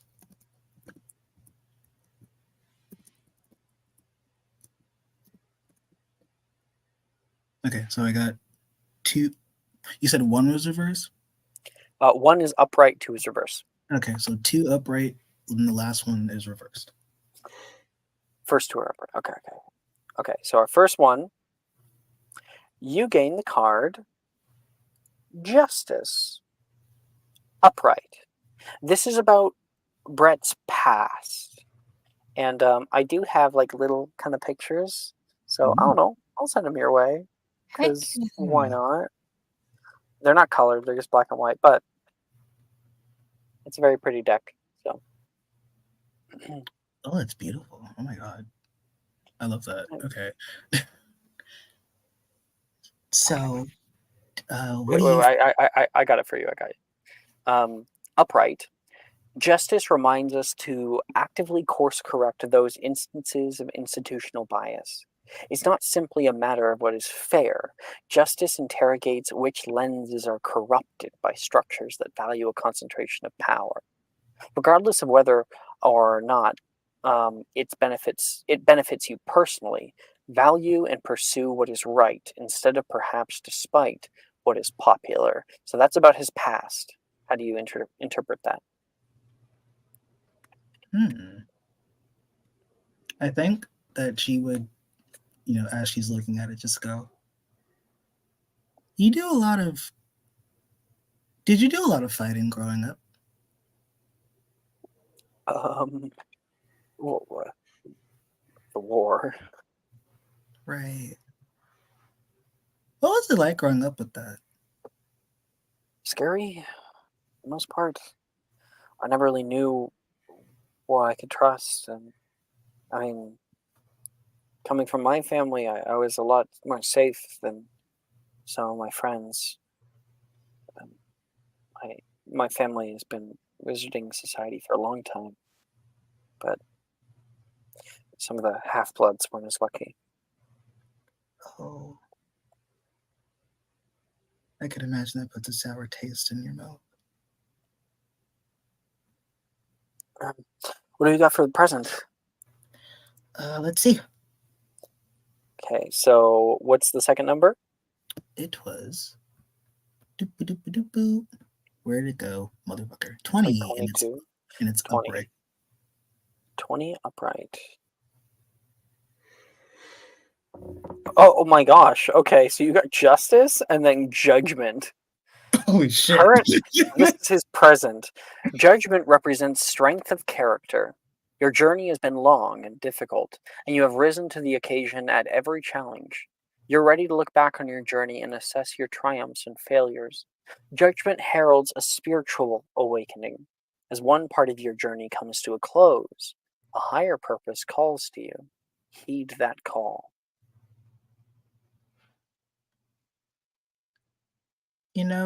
It's funny. When we go through really, well, I don't need to explain this to you. We've probably been through rough things, but it's interesting how our bodies tend to remember that stuff, even when it's like super far away, or like it's not happening to us in the moment, but we still remember, or our body remembers even if we don't, what occurred. And it's important to remember that even though your body does remember, that your body still continues and your body still grows, and you're not the same person that had to live through those things because you lived through those things. And that's worthy and that's good.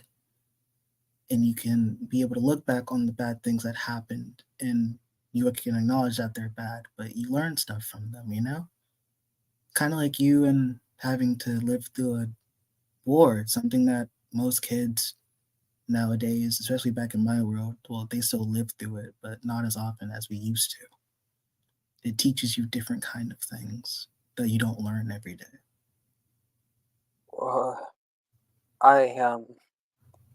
That's really deep. Yeah, sorry. I didn't mean to. No, it's for me, art's always been about trying to make people feel things. This is kind of cool. Yeah, It's The artistic. last card is my future, right? Yeah, it's what's As you flip it over,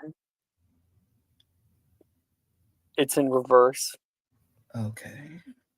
I just sent it in discussion channel.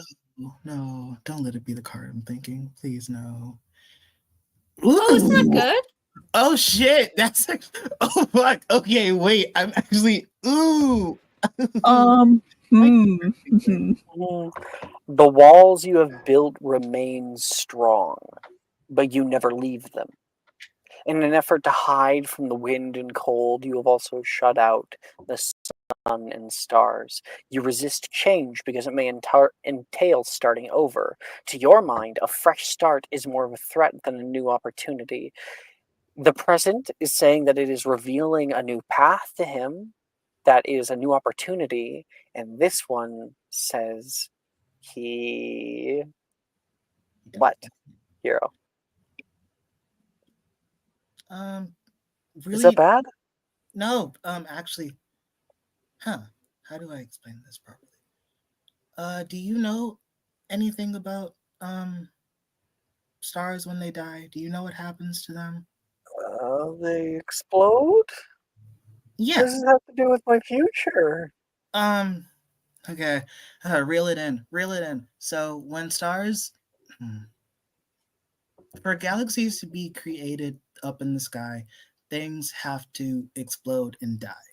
A change has to occur for new things to take the place of it. It's kind of like if you've ever seen a forest fire or a controlled forest fire, well, they'll burn down a bunch of trees so that there can be new systems in place that can grow around them and use the nutrients of their fallen brethren to grow more.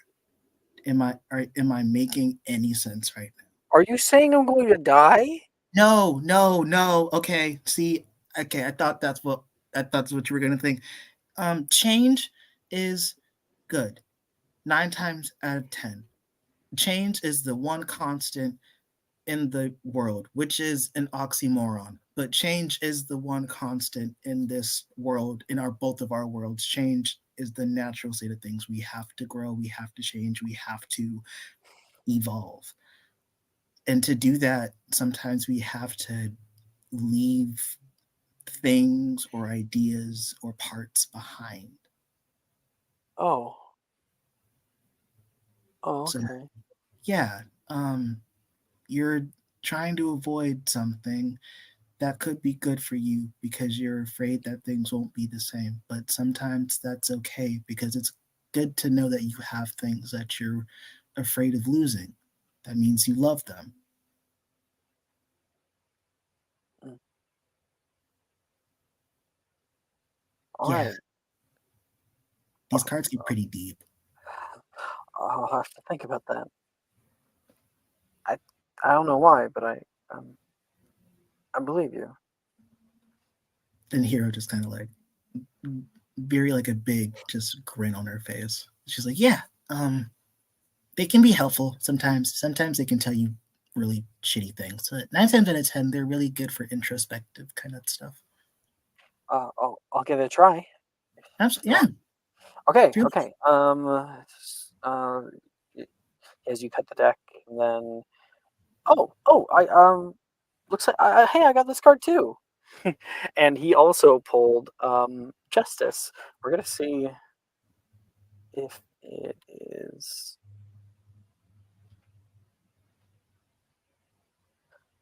Okay. So he got Justice upright, same as you. Yes. He said, "Looks like we had pretty similar childhoods when it comes to that." Yeah.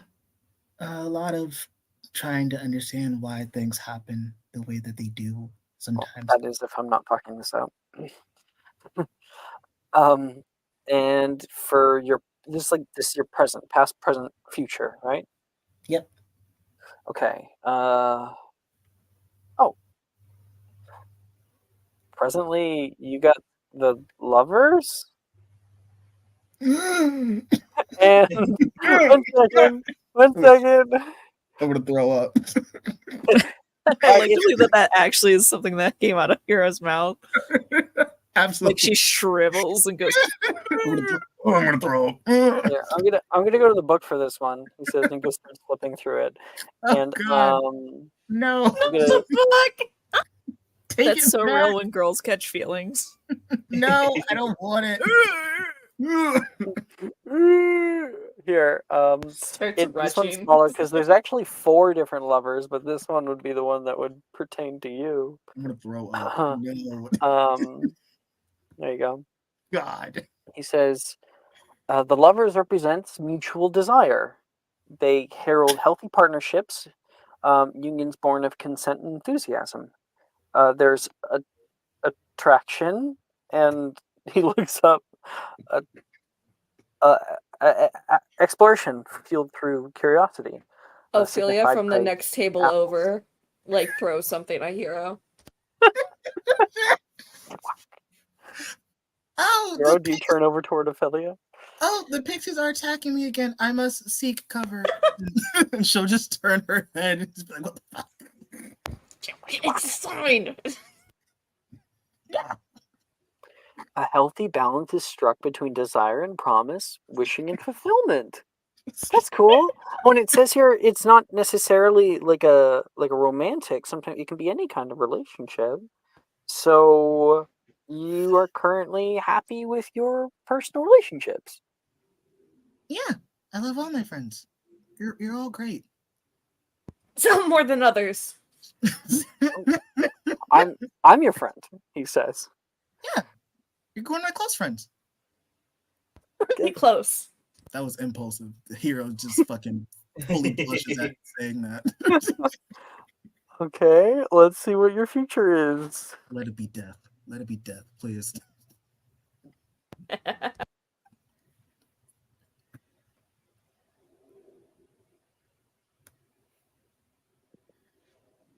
Is it a one? It's the magician. Okay, cool. Yeah, okay. Magician's interesting for a future card. Ooh. It really is. The magician in this position is a reminder that desire for control Magician in the position.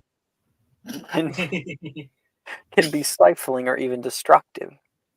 In this case, the inclination to plan is almost solely motivated by fear. Even the best laid plans can be upended, but it is still possible to move forward after stumbling. Beware of those subtle manipulators who seek to wrest control of your fate out from your own hands. Huh. That's my face card. That's the future. Apparently someone's going to try to mess with you, and they're going to push you to plan as much as you can, and you shouldn't plan, you should just act. My mom was just telling me that something along those lines before I came to school this semester. Huh. Well, that was useful. Thank you. I'm glad you think so, he says, a little embarrassed. You did a great job. That's the magician. Hell yeah. And I think like over at the other table, Nolan's like, "Can you stop throwing things at Dove for? Sorry, can you stop throwing things at Hero for 5 seconds so we can actually do this?" But she won't make a move. It's so obvious. It's not your life, Ophelia. They're not your soap opera. Forgive me for wanting my friends to be happy. Ugh, not everybody is boy crazy like you. I'm not boy crazy. Hmm. I'm not. I just love other people in love, and I think it's really cute. It's a very high pitched like inflection there. Are you calling my voice squeaky? I'm just saying you might need to re-examine your personal biases, even about yourself. I just really enjoy seeing my friends happy and in relationships, and I think it's cute. So this wouldn't happen to have anything to do with fan fiction that you said you were making. I'm not making fan fiction. I was just writing down possible double date ideas for when both me and Hero have someone.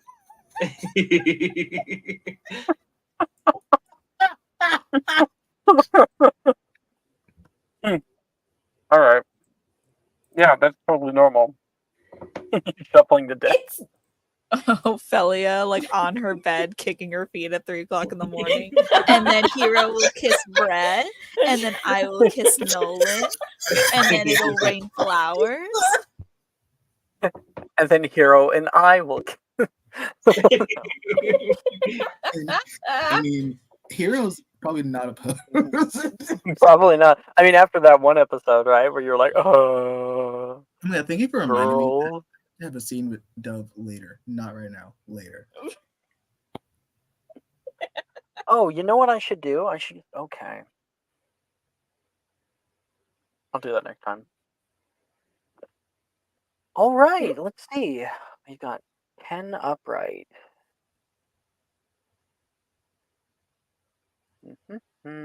What is my future, oh great and mysterious Nolan? It looks like it's good luck, at least, but still. Oh, wait, he hasn't gotten to the future, so he'll say, let me get there.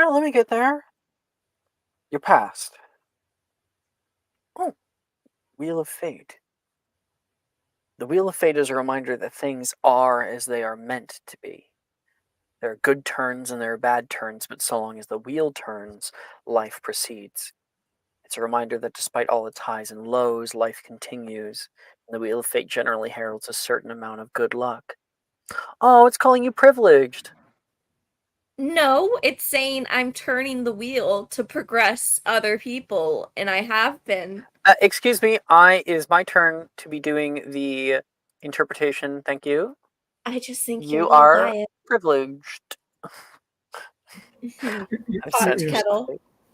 Your status went up to 5. Plus 1d. Because I realize I can do 1d22 plus 1d2.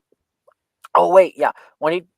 Oh, can I put -1 and then plus 1d2? I think I can. Oh, but it'll give me the total. Whatever. Fuck it. Let's try it. Okay, so it's 12 upright. Okay, there's no real reason to do the -1, I guess. I don't know. Let's see. For your present, you got the Hanged Man upright. The Hanged Man is an appeal to patience. It might feel like too much is currently on hold, but perhaps this is for the best. The Hanged Man's asks you to be patient with yourself and serves as a reminder that growth comes slowly.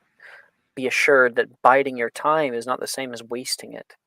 There's no sense in picking a fruit before it is time to ripen. Like I said, you are too quick with all this boy crazy stuff, he says, doubling down. Pull the next card before you make your judgment.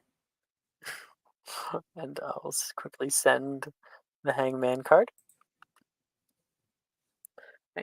Fine. And I'll get the last one.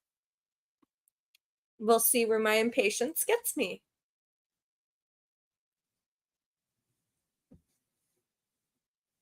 I'm like manifesting it's a tower. It is in reverse, so we'll see how it goes. You got 18. Okay. XBII should be. Oh, and your future is.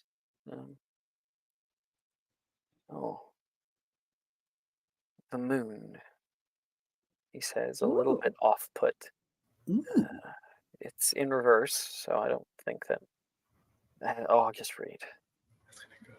And he reads it, and as he does so, he understands a little bit more. He nods, seeing as he already understood some of it. And he says, in this position, the moon suggests that you may find it difficult to trust yourself. You'll identify things that make you doubt your own judgment. Are you motivated by obligation? Or are you listening to your gut? You're going to need to examine when your decisions are informed by someone else's fears. And more than that, if somebody may be lying to you.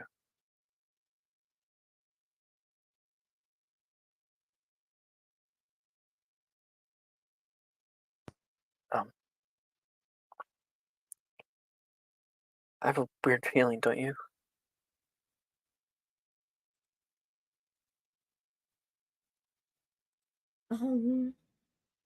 That a little, yeah. I'm sure it'll be more clear. If we keep our eyes open, then maybe we'll be able to interpret it better in the future. Yeah. Gives like a little tap to that card. Leans back. I get the feeling that our futures are tied together. So, why don't you go ahead and see what's in there? He says, pointing toward your deck. I kind of hope they are. She'll start shuffling a bit. I can get to the I'm not sure if we're on rolling. the same page. She like starts dealing that. You're gonna play war? You cut them directly in half. Please.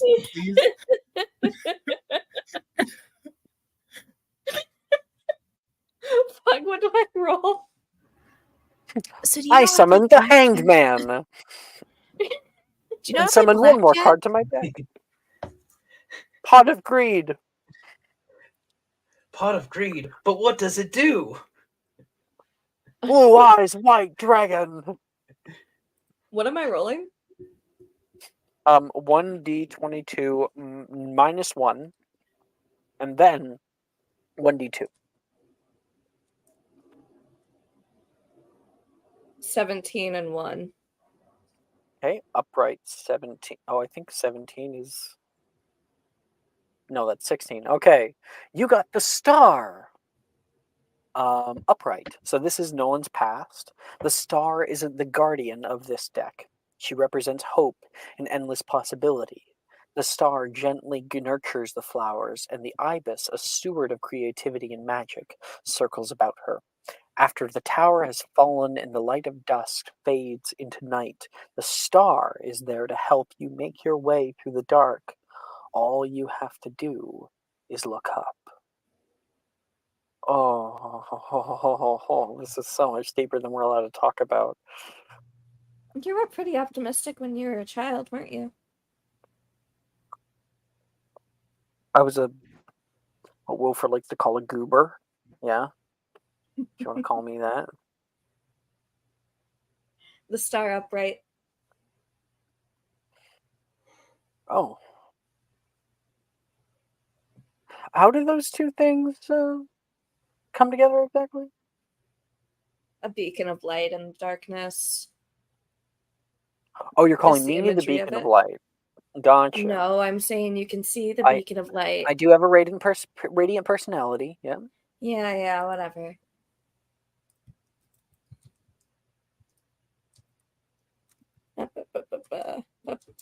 Five and 2.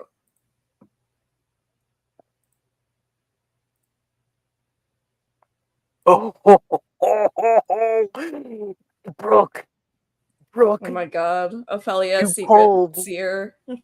You pulled the Hierophant in reverse. Dude, Oh, shit. dude.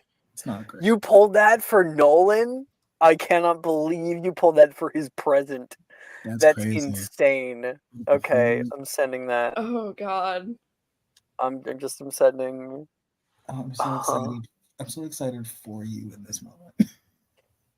I gotta think about what I'm about to say right now. The Hierophant in reverse is a dogmatic figure who must be questioned. The systems and traditions from which the Hierophant's authority is granted might be oppressive, bloated by corruption, or twisted with hypocrisy. Interrogate whether your expressions of spirituality are hollow displays of piety or truly meant to serve the greater good. Ophelia just got the card that says that she might have been lied to. Yeah. In the past, oh no, that was her future. That was her for future. present. And this is his present. Oh wait. Oh yeah, past. Yeah. But that was your future, and this is his present. Oh my god. I don't like this class. No one I says. think she's really quiet for a while. Have you been betraying what you know?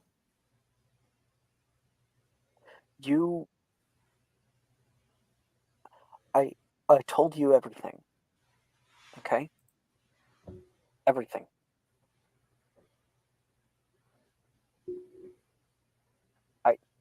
It's the best I can say. He breathes heavily. Do you regret it?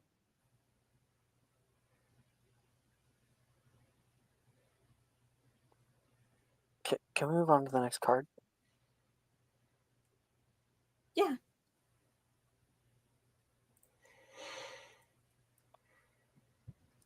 Tense. 19 and 2. Oh fuck, I actually rolled the first one wrong. Okay. If I can actually fucking type. God. 11 and 2. Actually, I rolled the 2 wrong too. 11 and 1. I played 1d22 minus 2 and then 1d4. His future is another card that we have pulled already 3 times, and that is Justice. But it's upright. Justice reminds us to actively course correct those instances of institutional bias. It's not simply a matter of what is fair. It interrogates which lenses are corrupted by structures that value power. Regardless of whether or not it benefits you personally, value and pursue what is right, instead of perhaps despite what is popular or will help you. Guys, I don't know what this means for the Nophelia. Oh, dude. Holy shit, dude. I can't. Profit.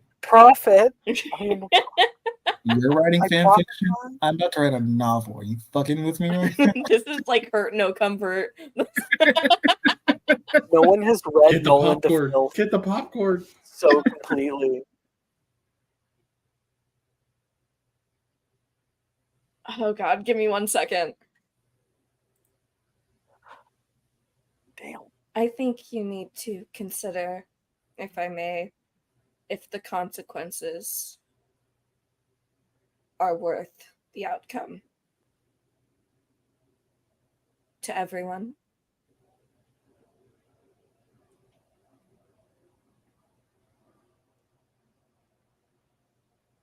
I will consider. He nods. She'll reach across the table and take his hand, give it a squeeze. I'm not saying these things to make you upset. I get it. It's, what we're doing, fate, of course, wouldn't enjoy. It has its plans. And right now, it's trying to tell us that it knows better.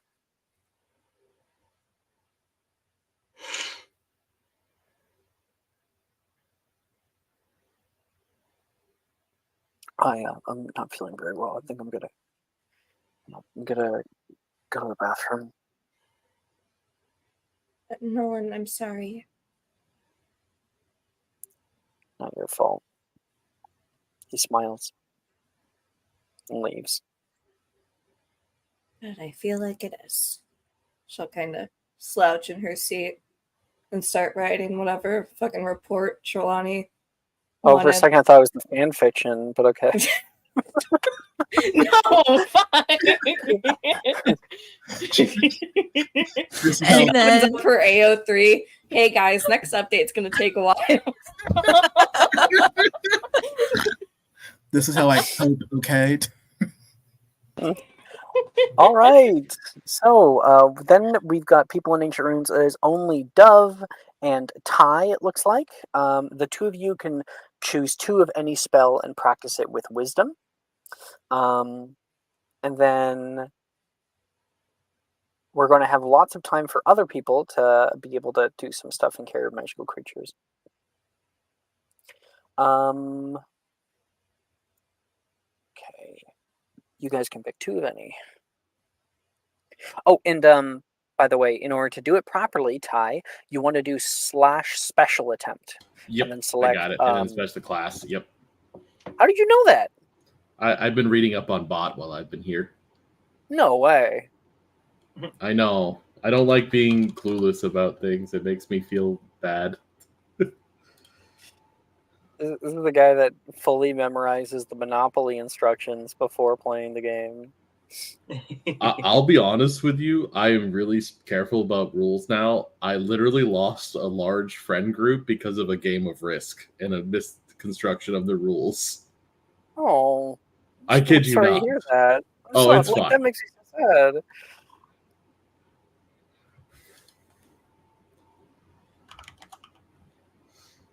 That was long, long ago.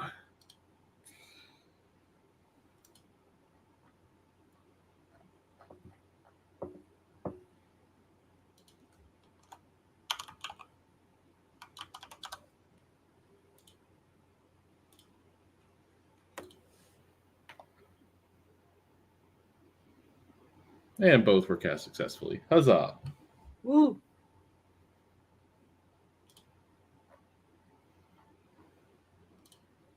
Okay.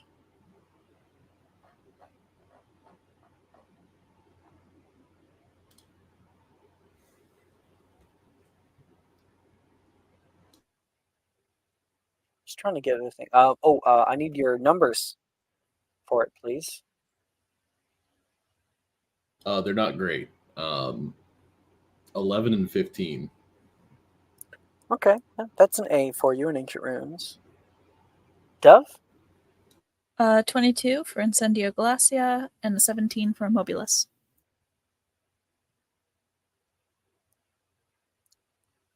Incendio Glacia. Okay, you get to keep your E. Wahoo! Wait, it's supposed to cast with wisdom, right? Yeah, but it mixes with your existing modifier. Mhm. For the So, right, okay. whatever your Magic- modifier is for whatever spell it is. Oh, okay. So that's probably why it was low. That's why. Okay.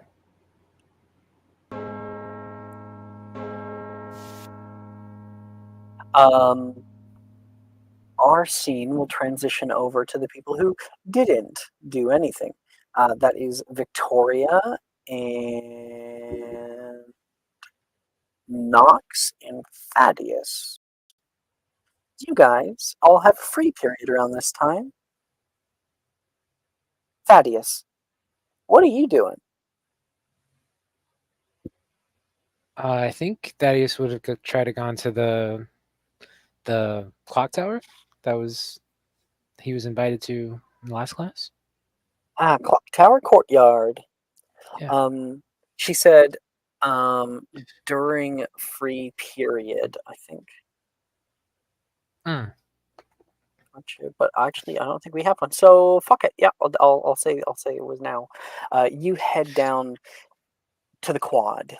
Walking through the halls, you pass underneath of the stairs that go up to the hospital wing, and walk across the large bridge you can see the moment you come in, a big metal dial that swings left and then right, left and then right. And you take the stairs down as you get to the bottom of this huge pendulum. You can see on its face runes are carved all over. And out in the clock tower courtyard, the clock tower courtyard looks to be almost ruined in size. There's pieces of it that have been destroyed. You're not really sure exactly why, but they look to be old. There's vines that trail up the outer rim of these places, and a old fountain that currently lays. Drusilla sits in front of said fountain, and you can see her with her finger touching these snakes that are at the corners of the fountain, like feeling the fangs that come out of the thing. Uh, hi. I made it. That you did. I didn't expect you now. I thought you were talking fifth period, she says. Oh, You're lucky I was even here. yeah. I could come back if you want. Yeah, sure, leave. I don't want to see you. Uh, okay. And Thaddeus starts to turn around and walk away. Wow. Okay, now I get why you were fooled about Rojas. What? Oh yeah. She sits there and kind of pulls away from the statue, sitting nice. I sometimes come out here because it's not too bright. The clock tower takes over much of the sun from the lakeside, and you just kind of get this nice ambience out here, especially in the heat of the summer. Hmm. No, but I guess you won't be here during then. Why do you say that? Because no one's here, except for me and Sadie. Summer is during the semester, the summer break, you know? It's really hot here at the castle. Oh, yeah, right. Yeah, that makes sense. You learn that she stays here over these breaks. Why? Why do you stay? Guess I got nowhere else to go. That would probably be the first thing. But I'd say because the ministry thinks that I need someone looking after me. For some reason, it's illegal to just go off and live on your own. Did you know that? Uh, yeah, but I mean, no. Yeah, I'm gonna but sit down. no. I'm gonna sit down, and he'll like awkwardly sit next to her in the fountain. What do you mean, yeah, but no? I mean, like, you can't do that where I'm from, so I would assume that you can't do that here either, but I don't really know, so it's just an assumption, not like based on fact. I'd love to get out of this castle. Well, what do you people in America normally do for fun? She says, standing up. I like to read. Oh. Wait, how did you end up in Hufflepuff again? Most of those people can't. He I says, walking like backwards, kind of playfully. Walks, but not too far away. You don't have to get up necessarily. he just kind of sighs and drops his head a little bit. I wish I knew. She looks over and can see another statue. Good old Grim here and me. We like to go for a fly sometimes, or go out to the Forbidden Forest, she says, looking at you from side eye. Wait, you and who? Grim! And she gives like a little pat to another statue that also sits in this area. It's from the movies. There's a big statue of a like a sort of Grim Reaper. Has a big scythe and stuff that sits in the back left-hand corner. Ah. What? She puts her neck inside of the scythe there for a second and kind of leans against it. Yeah, that kind of like his eyes get a little wide seeing that. He goes, "Oh, you're a little different, huh?" I'm in Ravenclaw. There's something wrong with all of us. Maybe Is that's why there? you're in Hufflepuff. There's nothing wrong with you. I think there are a lot of people that would not She dips her like head out. that would make that argument. Well then, just gonna sit around here, or you ready to go for an adventure? She says, and is walking backwards into the wooden bridge that leads out toward Hogwarts grounds. Wait. Like, wait, where? What? Like, he'll follow, but he's very cautious. Like, we're not going to that forbidden woods, are we? Because like the name, it's like forbidden. Oh my gosh. You sound as bad as Janice. Do you know Janice?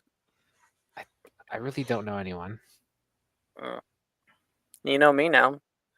And if you ever tell anybody that I go here to the Forbidden Forest, you can consider yourself waking up 30 feet into the lake. Thaddeus just kind of shrugs, like, I've heard worse. Perfect. Then you know how to be threatened, he says with a smile. Come on. He thinks there's like a moment of pause as he thinks on what just happened. And then he'll like kind of rush like out to her. Like, that doesn't mean that I like it. And you guys rush out into the forest. She just sort of goes into a full-on run. She hits into the brush, like she knows exactly where she's going, where she knows every tree and whatnot out here, and you go off after her. And the two of you get a little lost together. I would like you, please, to roll me 1d10. Okay. How do you how do you type that? That is slash roller. It's exclamation point R space 1d10.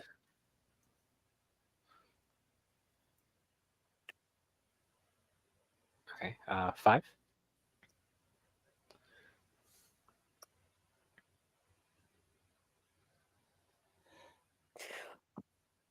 One second.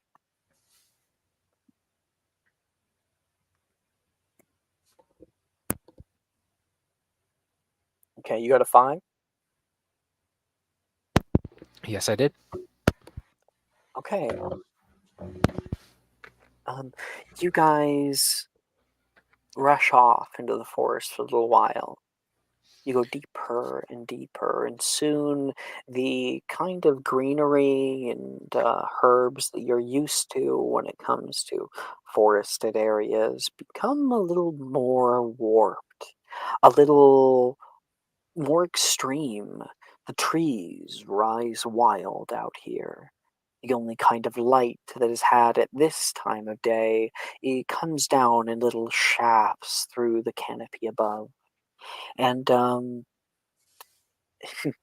Drusilla kind of hits little hills running, kicking up and climbing up like small erosion cliff sides with ease. She's able to kick back and see how you're doing. Oh, come on, Slowpoke! Make an acrobatics check. Oh boy. Acrobatics. 7. I rolled in that one. Okay. With a natural one, I can do this.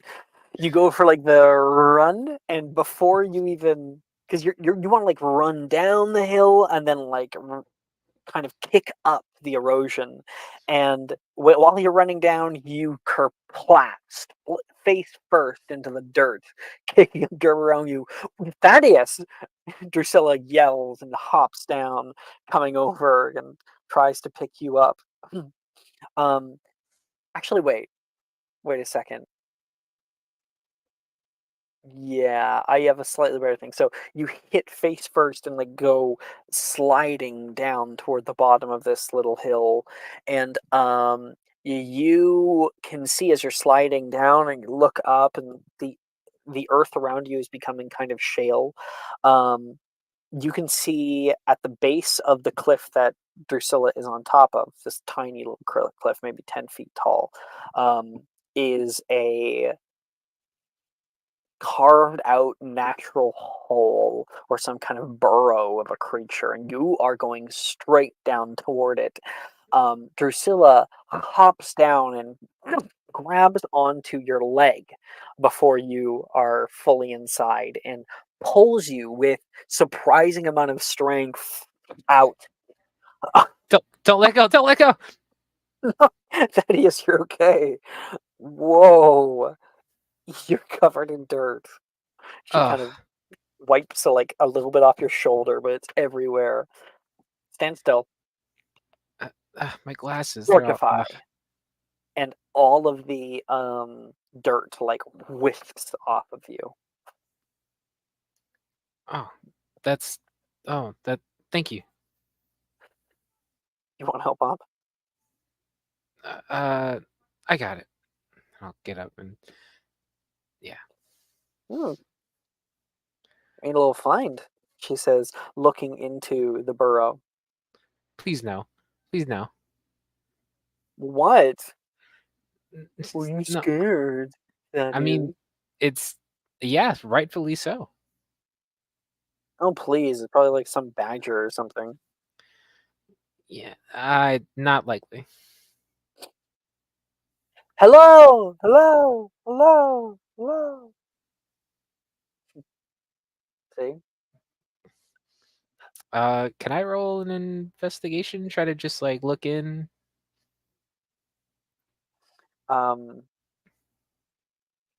Yeah, as you stand here, you look inside, and make me an investigation check. Let me make me an investigation check. 17. You can see it looks pretty natural. There doesn't seem to be like big claw marks, or there's no bones in here, so nothing that really indicates that there's some kind of predator or anything. And Drusilla says, "See, there's nothing. Hello, hello." You both stop. Um, you, that was the echo, right? Wait, that wasn't you? She looks at you, a little freaked out.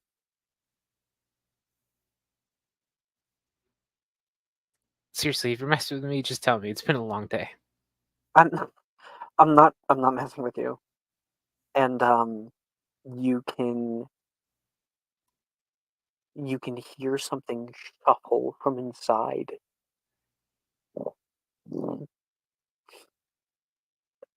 Thaddeus, I think we've had our fun for today. Yeah, or yes, I agree. Come on. And she's going to grab your hand and start pulling. And as you Ah, guys try to get up to the top of the hill, the dirt is like shifting underneath of your feet, kind of making every 4 steps only one. And as you start to get 3/4 the way up, you can hear a large displacement of dirt from behind you. And Thaddeus, Um, I'm gonna send you a questioning you're hidden because I don't want to reveal it for the others, but it'll Okay. probably reveal it for you. Oh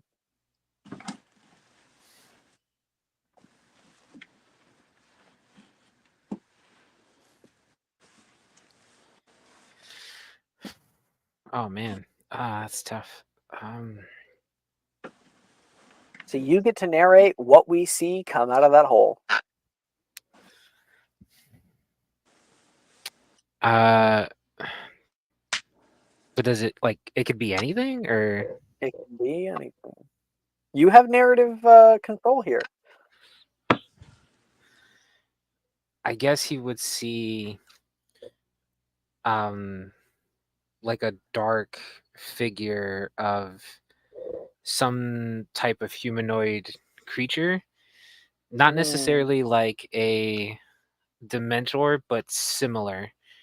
A shadowy cloaked figure with a bit of like a shimmering face. If that just like a shroud of shadow, but it does seem to have limbs like a human, like it doesn't float or anything. Okay, Drusilla says, thinking that she's identified it. Mm-hmm. I think Thaddeus, in seeing this, and would be like just stunned and wouldn't really know what to do. Thaddeus, come on! She's trying to grab onto you, and you can hear, hello, hello. The sound of her echo coming through, and it floats up toward the two of you. Like Drusilla pulls out her wand and casts out Lumos in front of this thing's face, and the light does nothing to it. And this, I want both of you guys to roll. You're going to roll me a charisma saving throw. No, sorry, a wisdom saving throw for fear, and she's going to roll me a intelligence saving throw. Gotcha. It's 14. Okay, so as she casts out Lumos, give us the out of character thing. Tell us why Thaddeus recognizes all too much what this thing is. The act like I'm sorry, like just go ahead and just like explain what it is. Thaddeus, why is this your greatest fear? It resembles the person or thing, not really 100% sure what it is, this masked figure who killed his mom. Boom, boom. You can see that, and it's impossible that it's here. It's impossible, so impossible, in fact, that you realize exactly what this thing is. You may now attempt to cast Ridiculous. All right. You can hear Drusilla scream. And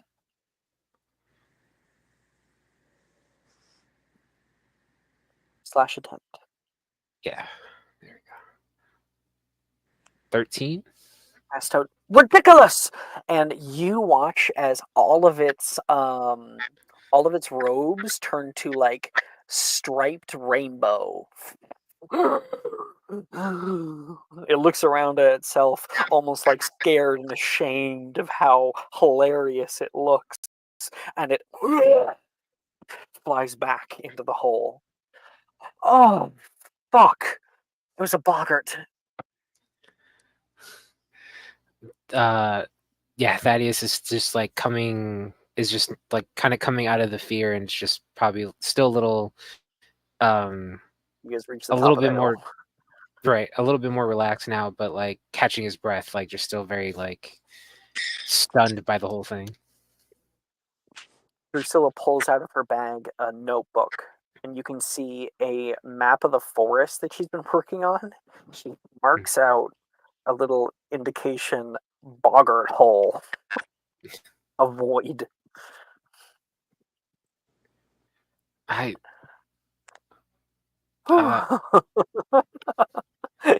you really gave it what for, huh?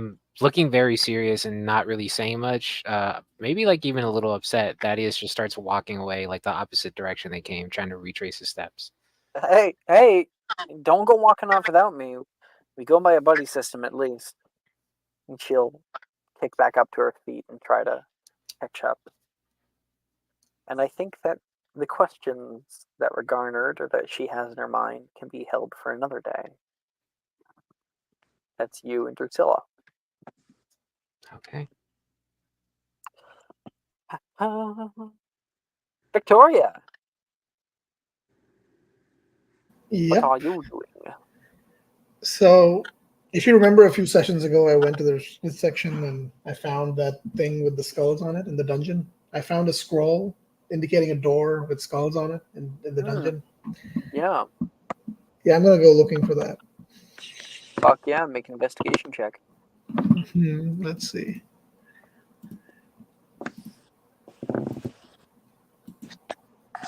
It's a 19. Nice. Okay. You search through the many weathered halls of the dungeons. They're like a labyrinth. Every time that you hit an intersection, you feel like you had been at this intersection prior, but no, it's a new intersection. Ugh.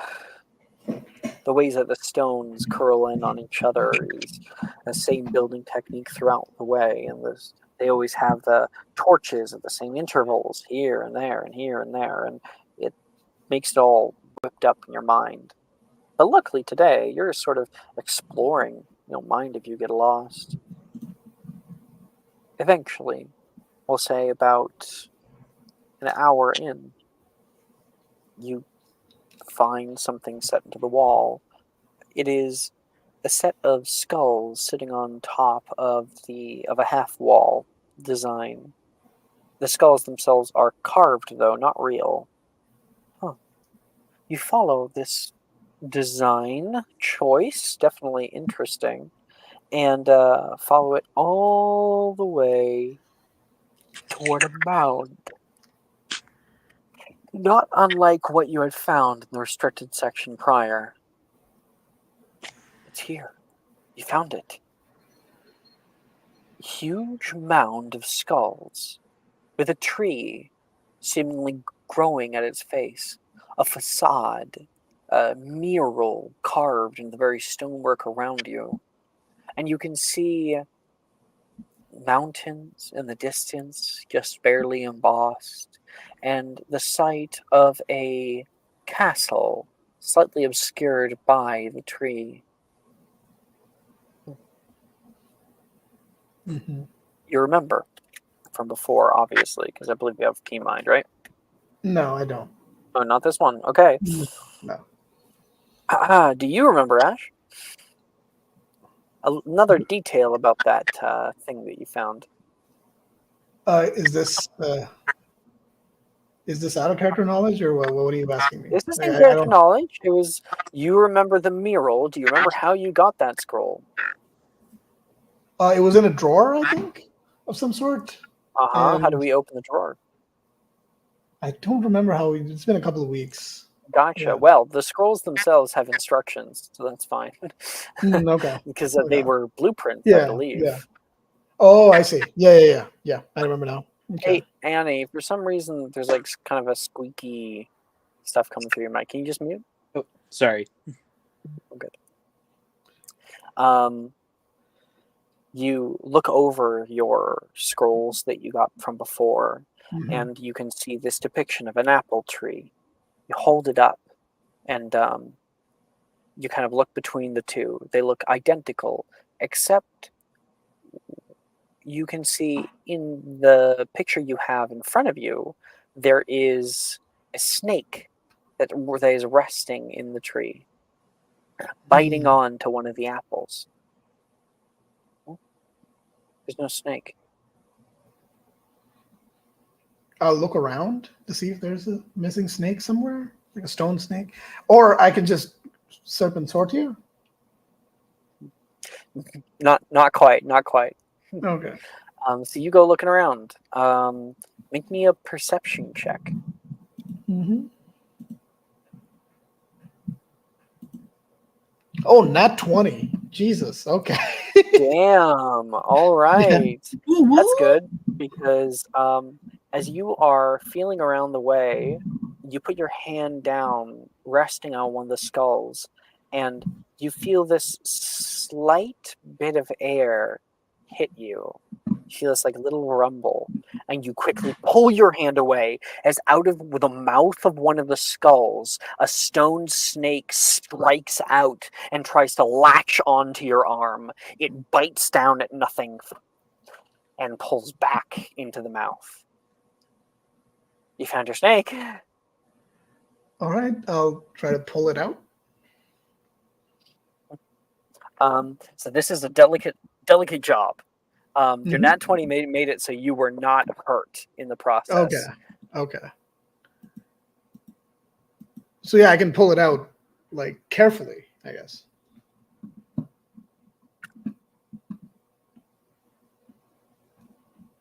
Because I have to make the snake bite the apples. That's what I'm getting from this. Is that correct? Or the snake currently is not in the tree. It seems to be under the tree in the pile. But at least grabbing this snake is a first good step here. So you kind of like try to bait it out, and it bites down toward your hand as you put it over. You pull your hand away because I'm going on to the nat 20, and now I'll have you make me a athletics check to grab onto it. can it be in sleight of restriction. hand? Can it be sleight of hand? For quickness, in this case, I'll say yes. Yeah. Okay. Thank you. I'll allow it. That's an 18. Okay.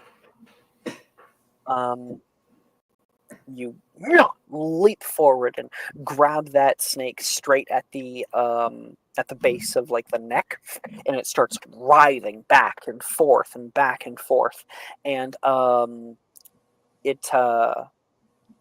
it starts to coil as much as it can. It like beats against your own arm, and it starts pulling your arm backward to the point that you have to let go. Ow! And it curls back in on itself, and you watch it sort of like curl itself into a knot, and then pull itself out of it and pulls straight back. Actually, it doesn't pull straight back into where it was. Instead, it like slithers away and enters back into a different set of skulls. Damn it! For a Did minute, it you think take? that you failed. Yeah. But Did it take some of my blood? I'm just curious. nope, because Okay. you didn't get bit. Oh, yeah. You watch it appear coming out from behind the facade of the tree. It's kind of interesting because it's not like this is a 3D tree. It's just sort of like an embossment. So you see it like moving through this just tactile mural with ease, and it curls around the tree and comes up onto a branch and stops.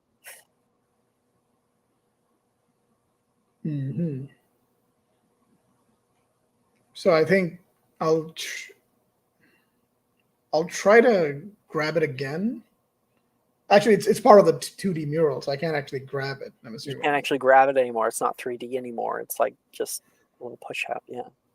But you look down at a apple that is hanging low, and once again, you look at that like mural from before. It looks almost similar. There is little lines coming off of the apple, and you can see it's actually been painted gold in this image. But the apple up there is just stone.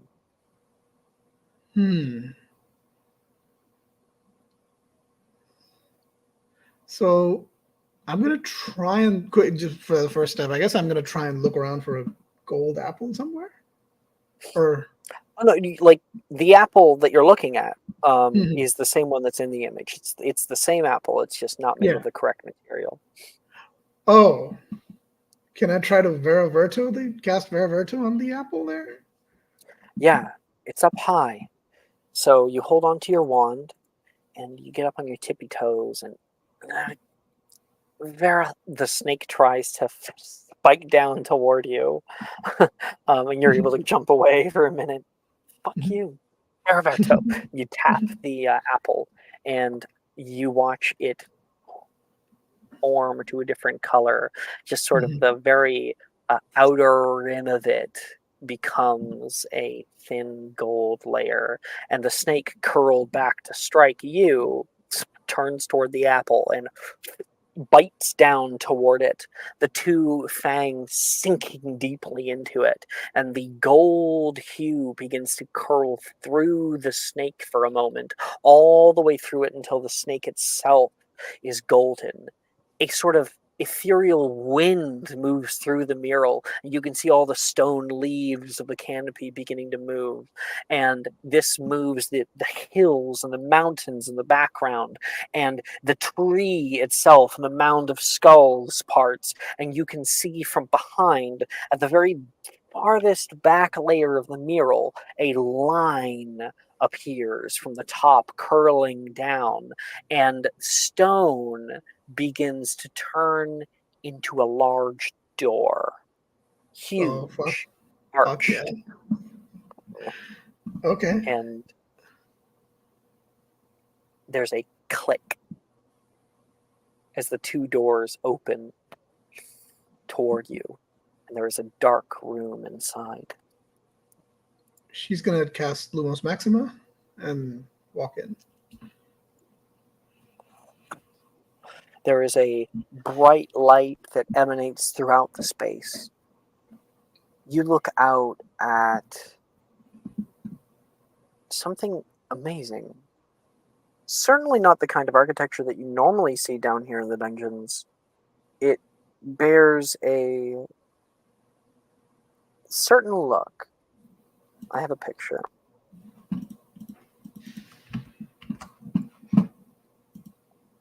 It's this, but without windows. Sending.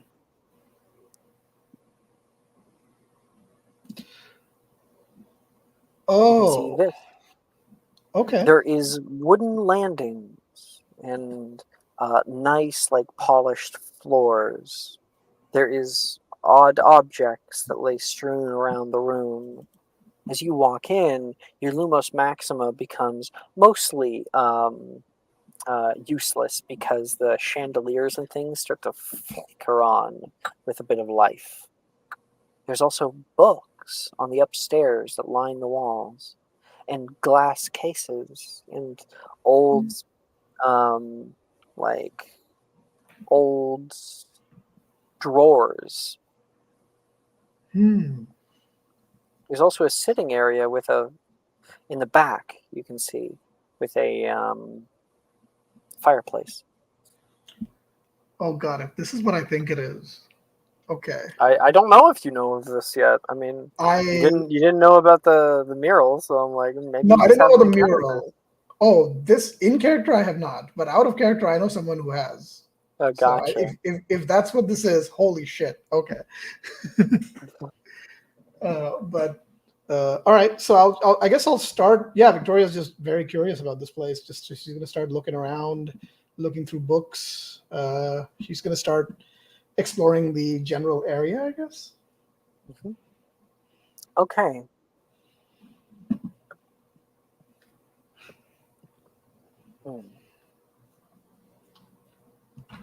Roll me a D100.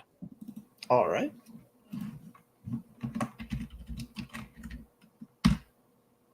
Oh, 99.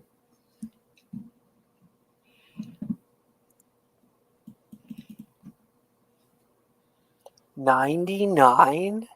Yep. Oh my no god. Fucking way.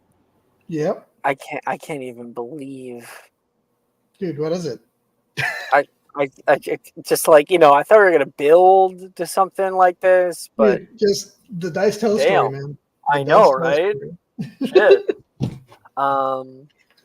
You go looking around for a little while, being careful about what might be down here. I mean, the snake almost bit you. Might be something else. Mhm. You end up, after looking through drawers and whatnot, looking at books, giving them little touches as you walk by. You find on the second landing, just on one of those thin walkways, a glass case. It is angled, and inside of the glass case is a book made of a azure blue. You can see the depiction of a very old flame on its front face. And there is the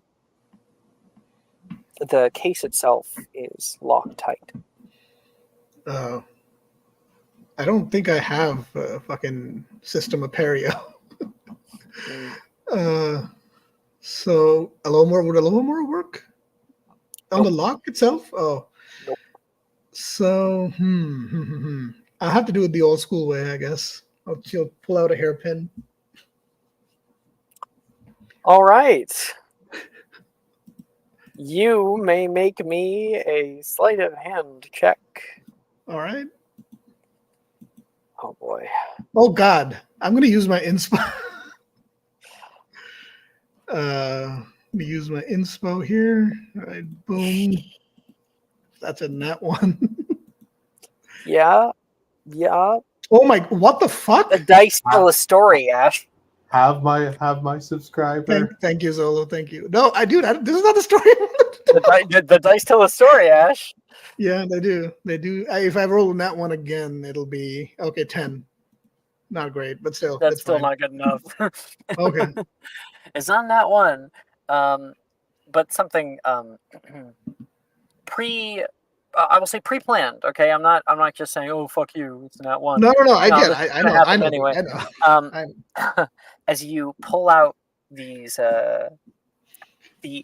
roll was because you could still technically unlock it, but as you place this like pin in there and start to jingle it around, trying to get in there, you can hear like just the slightest of a click, and then your face is illuminated by red runes that appear in a circle around the lock, like Eldar Futhark runes, and you feel your chest drop into your stomach, and there is a red lightning that shoots, hitting you square in the clavicle, lifting you off your feet, pushing you back with an immense amount of force, so much so that you break the railing, the wooden railing, and go flying down toward the ground and slam, hitting the ground. You go for a roll and hit the back wall. Certain things fall off the wall after hitting it. You can see a bit of smoke rising from the lock. You feel this terrible, terrible pain that is writhing through you in this room. The doors click closed, and everybody in the dungeons does not hear the high-pitched screaming that is coming from that room that eventually subsides. But Victoria, you're not able really to discern how long you were in pain for. That's how much pain. It could have been 5 seconds. It could have been I know 5 exactly minutes. what this is, but I think Victoria, given her background, would probably know what happened to her, right? I'm going to give you a single point of exhaustion. Okay, that's fine. You like sit up, barely able to get up. You lean your back toward the wall and look straight up toward that glass case, completely untouched. Fuck. The runes have glown down to be nothing. Merlin's fucking weird. All right. Do you make a habit of touching things that aren't yours? You can hear something echo in the room around you. I immediately point my, who the fuck are you? You look around and you don't see anybody. Well, at least share yourself if you're going to creep up on me. Well, to an intruder, So bold of you. On the other Not- side of the room, you see a blue glow, and you see a man appear out of thin air. Slightly ethereal, slightly see-through. A ghost who stands here. And I have an image for this man, which I will send. He doesn't wear like a button-up shirt, though. He's wearing like long robes. Very old. Mm-hmm. Did I send it? Didn't look like it sent. Oh no! Oh right, there was some weirdness with this one. I think I can copy the link. Yeah, there you go. Yeah, I knew. I knew what this is. You Okay, can see a blue glow burning from within his gaze. I'm gonna As he looks down toward you. tell Sikrin about this. Okay. Anyway, Wait, why is he hot? Because in the words of the immortal Brooke, all villains must be hot. I like glanced away from like Arwash that I'm playing right now, and I looked at it, and I had to do like a double take. I wasn't expecting him to be so hot. He's not doing it for me, but I respect your decisions. I mean, he's doing it for me. I'll tell you that. But anyway.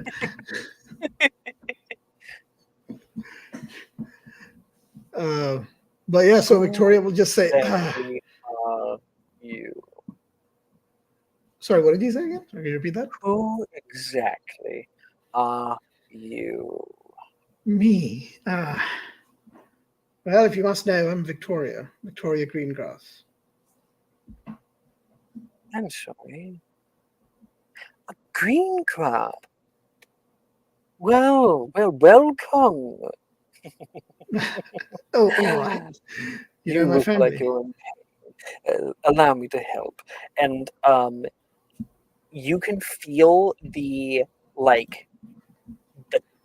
wallpaper of this room move like a treadmill and pulls your back up, and you push forward toward your feet. You look up, and he's not where he was a second ago, and he reappears maybe 10 feet away from you, hands behind his back. Yeah, well, thank you. Wait, you know my family? I would think that everyone in Great Britain knows of your family. Yeah. I'm here to meet you, even in such difficult situations. I thought you would. I am Azreth. Sorry, what did he say? Azrath? That was his name? Oh, well, nice to meet you, Mr. Azrath. No offense, but I don't think I've heard your name before. Oh, quite fine. My tale may be lost to the annals of history, but I have a wonderful library to keep me entertained. And he disappears. And he reappears across the room, and he pulls a book off the wall. And quickly make me a magical creatures check. All right, magical. Okay. Oh my god. This would be for school studies. Oh my god. What? Are you seeing my rolls tonight? What are you doing? That one? Yeah. Take my advantage. Oh well, I mean, is this important, Alex? Because it's just a knowledge roll, you know. Yeah, so don't worry, Hero. It's fine. Okay, I feel Thank you. It's just a detail that I just won't narrate. And so he takes it off the wall and flips through the pages for a minute, and he says, "Welcome to the Room of Doom. Great name for the room, I will say. Loved the initial author." He puts it down onto the ground. Huh. All right. Well, I apologize. I didn't know there was someone here. It's always been part of the school, so I was just exploring. How exactly did you find your way here? Well, You can see Okay. a candlestick on the wall near him. As he walks near it, the little fires turn blue. Well, I went to the Hogwarts library, the restricted section, and Naughty, naughty. well, I got bored, so I found scrolls that led me to the door outside. Scrolls, you say? Yeah, these Mind I ones. see? I'll show it to him. He puts a hand out and takes them. He takes a few and opens it, and he holds it out, and you watch it like hover in front of him, and the other scrolls also all unfurl in front of him. My. This is, if I'm not mistaken, Salazar's work. His signature right there. Man who has signed everything. Oh, that Salazar Slytherin. Yes. Bit of a droll, really. You knew him? Oh, we were quite acquainted. All of it rolls back up and puts it back inside of the scrolls, and his attention returns back to you. Here you go. You might think to leave this here. Don't want it to get into the wrong hands, or for people to know that you went into the restricted section. I'm sure it's called restricted for a reason. Oh, yeah. I mean, I didn't leave any trace. I mean, poor Colin Kramer had to deal with the consequences. She kind of smiles at him. Right. Well, this room, you are welcome to it. After all, you are a member of the Sacred 28. This room, in some ways, is honestly, he says, I'm trying to say, your birthright. Mine? Oh, yes. But perhaps a lesson for another time. Feel free to come by. But he turns toward the broken banister. He looks back toward you and sees that glass case. That sorry. is off limits, if you can't tell. Why, though? I mean, I put in all this work. Surely I can at least read it. Oh, yes, of course. Perhaps when you're a bit older, you're, what, 8? I'm 14. She looks offended. Oh, sorry. Been a long time since I've been with the living. Of course. Well, 13? What a lovely age. Come back when you're a little bit older, and perhaps I'll be able to help you. Oh, of course. Thank you, Mr. Hazret. I have classes to get to, so I think I'll take my leave. You'll come back. Oh, I will. I often get visitors. Oh, I will. You help me to clean up a bit. Oh, of course. Repairer. Expecting guests. And the banister comes back together. Yeah. Thank you. Of course. I'll see you later. And she will kind of walk out. Oh, I'm certain of it. And Alex, behind Azrath's back, his hands were like behind his back the whole time.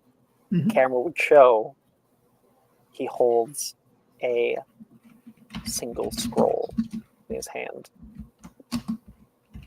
and you walk out. Okay, Alex, thank you so much for giving me this. This is fucking amazing. Thank you.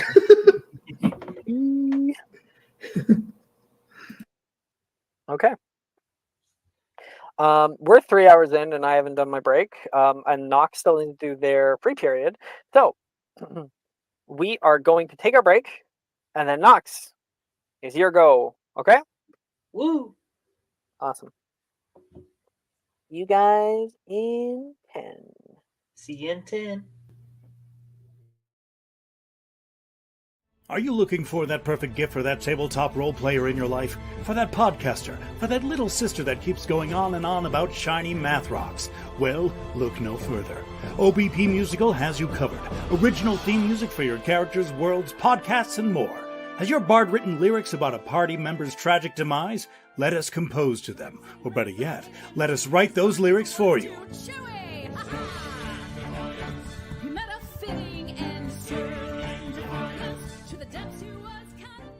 But the goodness, no, greatness, doesn't stop there. How would you like a cast member of Les Miserables, Disney, or Come From Away to sing your pieces? Oh, you bet you would. Fully orchestrated cinematic pieces. Pieces like this. Who'd rise to meet the call, who'd fiercely face the danger, be a hero to them all.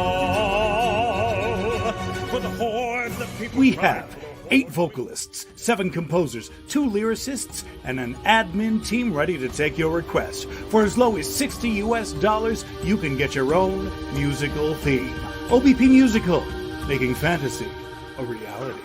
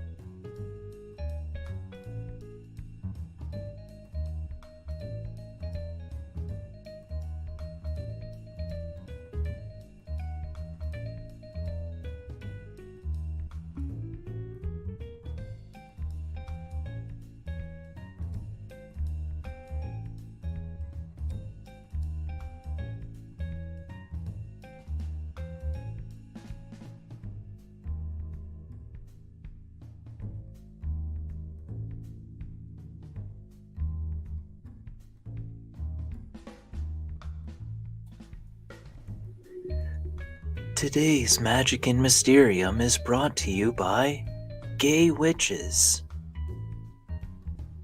If you've seen Agatha all along, you know that if Disney of all people is getting on board with something gay, that means that it's really trending.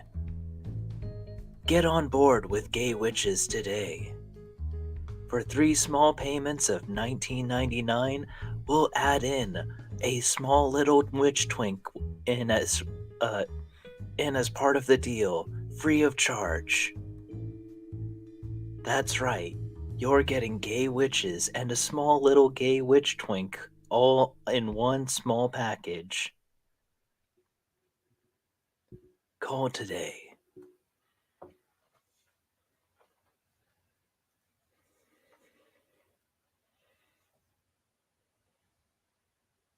Bravo. Bravo. Well done. Thank you. I was just thinking about that. That was just like, wow, Agatha all along is very gay. And it's from Disney, which means that Disney's like, yeah, no, we should probably get on this gay thing. You That's should probably- you should really represent those gay witches. Would you like to make a website about them? Luckily, I know about Squarespace. Man, thinking about making a website makes me so just thinking about it makes me so hungry. Thankfully, there's Blue Apron.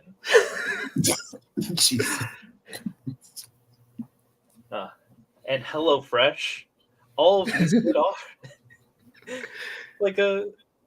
it's like, have y'all ever seen Wayne's World? Yes. That scene where they're like, no, we won't take sponsorship deals. Yeah. I'm sorry. How long?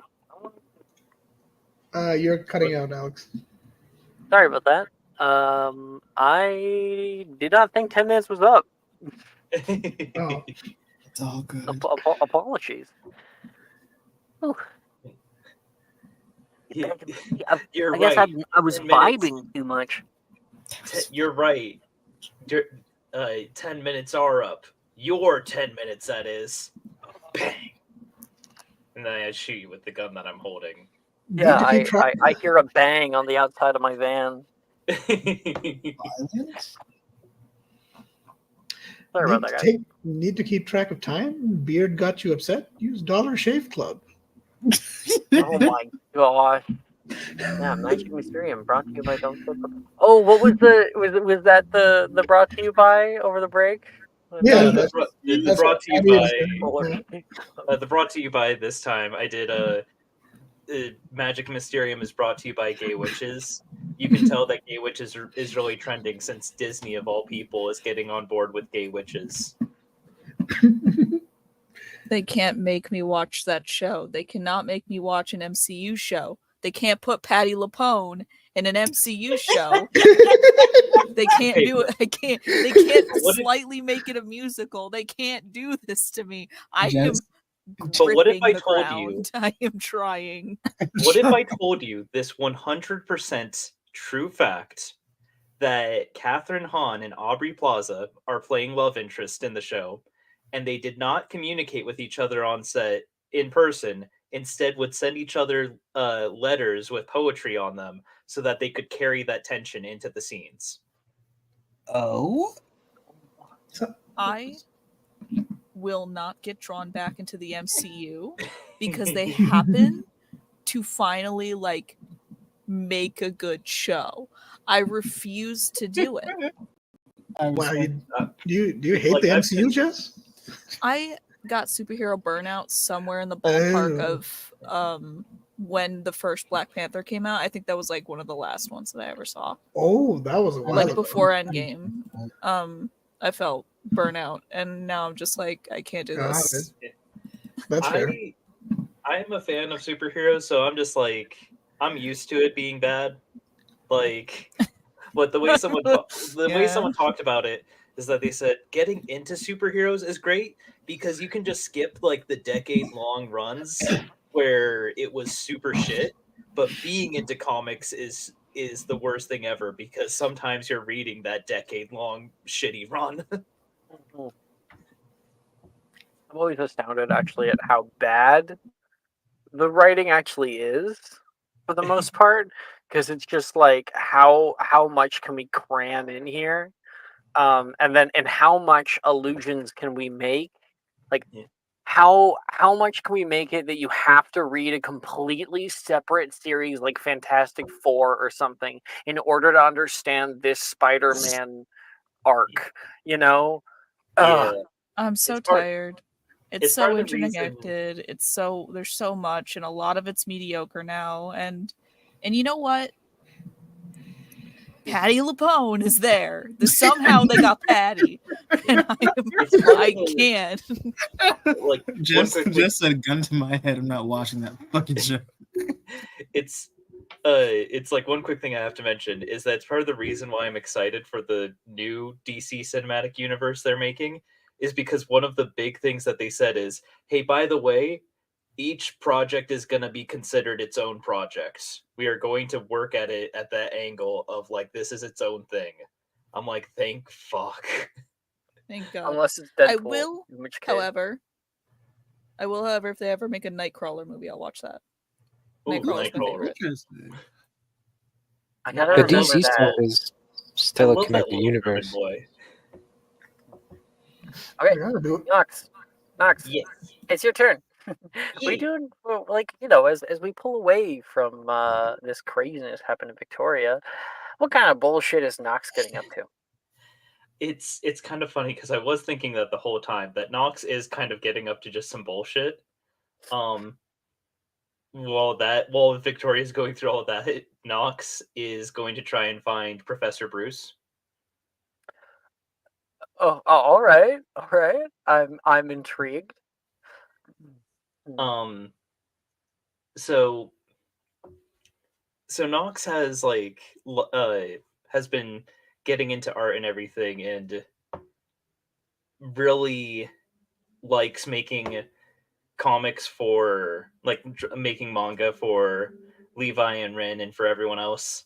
And I think Nox has always kind of liked the idea of making a serious story, but they recently read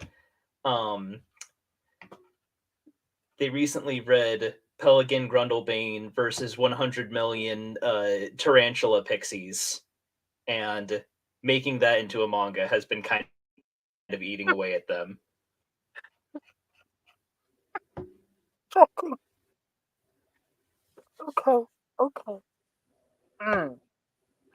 So,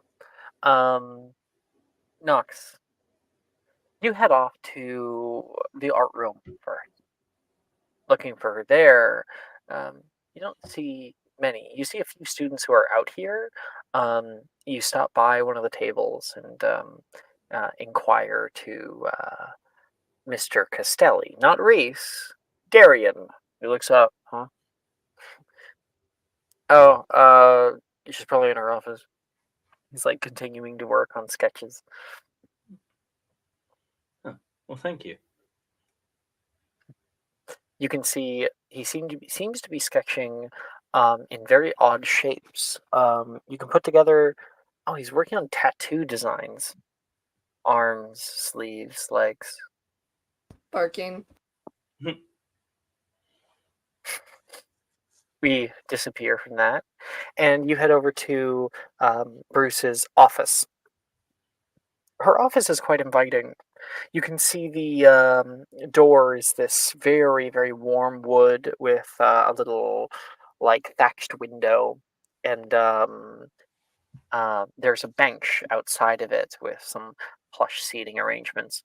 And you look over through the window, and the lights are out. There's no one inside. On the door, it says out at the Quidditch pitch. That's a little odd. I mean, you've certainly never known her to be a flyer.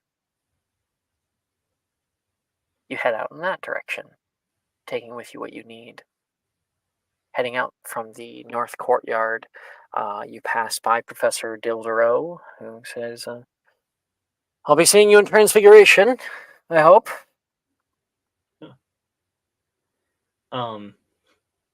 Nox, I feel like Nox is very much just like, oh, we'll see. No more feigning dragon pox. I don't know, Professor. I'm feeling pretty ill right now. You can't avoid me forever. I'm dying, actually. Bye. You keep walking, and you head out toward the Quidditch pitch.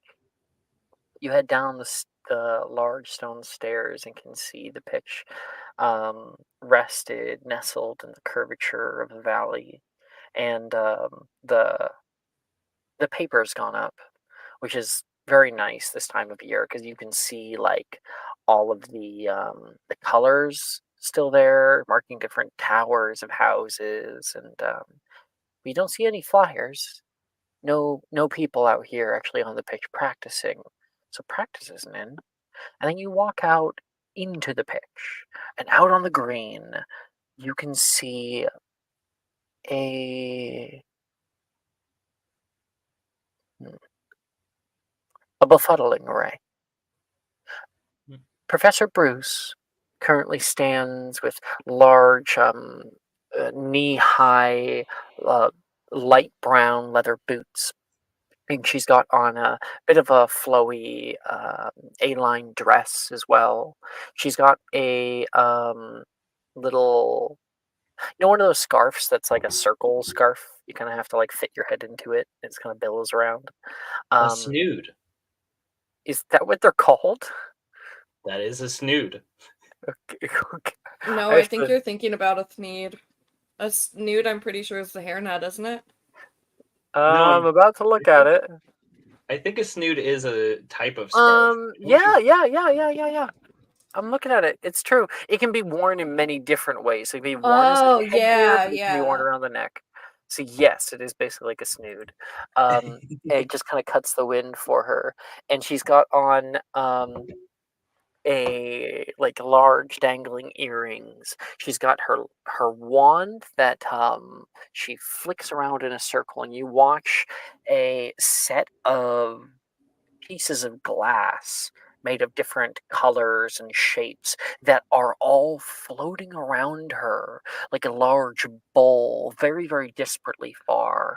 She looks at them all like she's thinking for a moment, and there's already something else that's in front of her floating to her right. She taps left, 1, 2, 3, 4, multiple different pieces of glass. At the moment they're touched, they flutter up toward this sculpture that she seems to be working on, and you can see them fit together in this dizzying array. You're not really sure exactly what she's making, but her very process itself, she's almost floating, spinning around 360 and finding what interests her. She doesn't even notice you enter. I think Nox approaches her slowly. They don't announce themselves. They just sort of, once they're close enough, they kind of tilt their head a little bit and say, For the uninitiated, this is Professor Bruce. Yes, another one of the love of my lives, like many of the other lady characters. It's Rojas is mother, and Bruce is mommy. Exactly. Yeah. But Nox, kind of tilts their head and says, I don't quite get it, but it definitely feels like it's becoming something. It's always how it feels at the beginning. Oh, Nightshade. I needed a little bit more space. The art room wasn't big enough. And I saw that there was a bit of time I could steal in the middle here. Although I think the Hufflepuffs might not be very happy with me. Not my problem, though. Huh. Well, if the Hufflepuffs aren't happy with you, they'll get over it. I'm kind of carving through it right now. I'm not entirely certain if I know what it is yet either. builds upon itself line by line. Did you need something? Oh, well, I figured I'd come to you because I've been trying to get better at art and everything, but sometimes I feel like I'm directionless. It's it's hard to get better when you feel like you don't even know the right way to go in the first place. It seems like you're missing one of two things, or both entirely. Let's at least determine one of them. Come here. Don't cut yourself on any of the glass. Move through it, please. She waves a hand, and some of the glass parts for you, pieces flowing away from one another. Knox very carefully sort of will approach and keep being You find mindful her of in glass. All right. The act of creation can be somewhat chaotic. It relies on a great deal amount of different things. Firstly, of course, there's creativity, inspiration, imagination, and the ability to put it all together, which probably Darius would call conceptualization. Among other things, there's also deconstruction, but I don't think that applies to what we're doing right now. So, stand right here. She puts you right here, right in the middle. Right now, what do you see? And you can see at first, the thing she's currently already built is this sort of, there's a circle in the middle of it, and then these pieces that have warped and are swirling around one center point and kind of spike out in different places, incomplete. What do you see?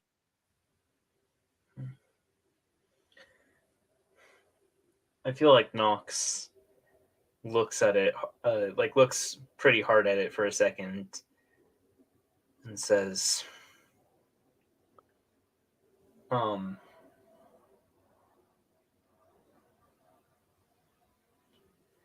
think what Knox says is, I mean, I can.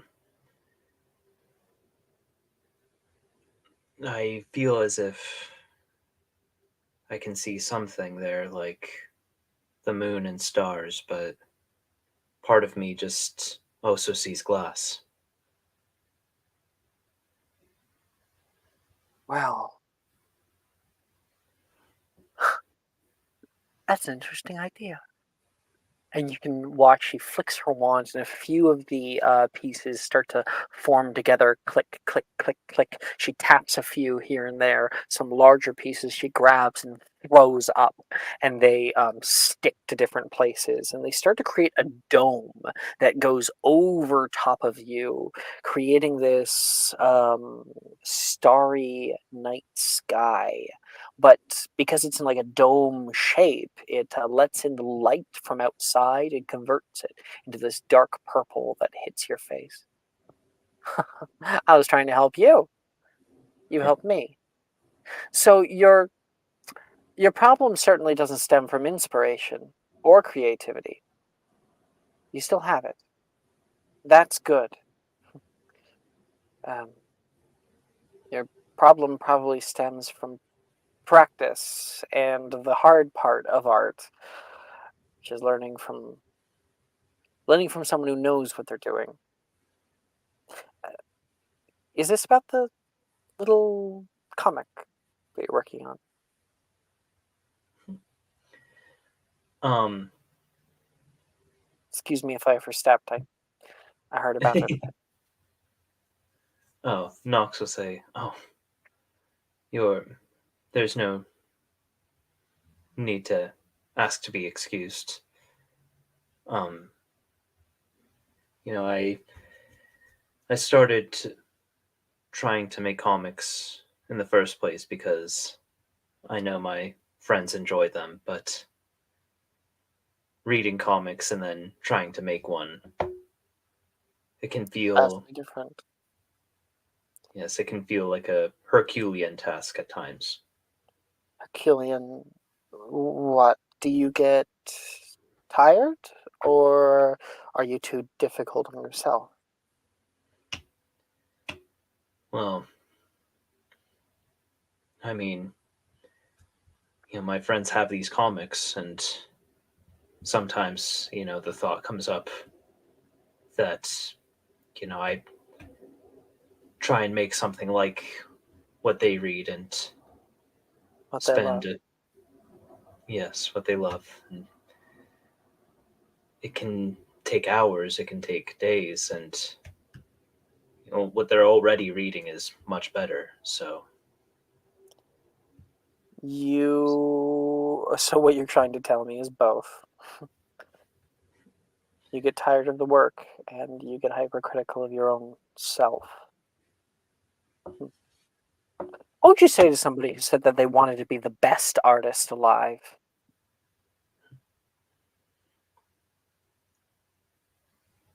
I think Knox thinks about it for a second. And I think Knox kind of is, kind of at a loss They say, I don't know. You want to I'm know what not I would sure what. say? What? I would tell them that there's no such thing. The pursuit of perfection is often a elusive mirage that artists chase in all different forms. Dance, physical medium, you said, or writing, poetry, all of it perfect, perfect, perfect. But, and excuse my language, who the fuck defines that shit? She says with a smile. That's up to you.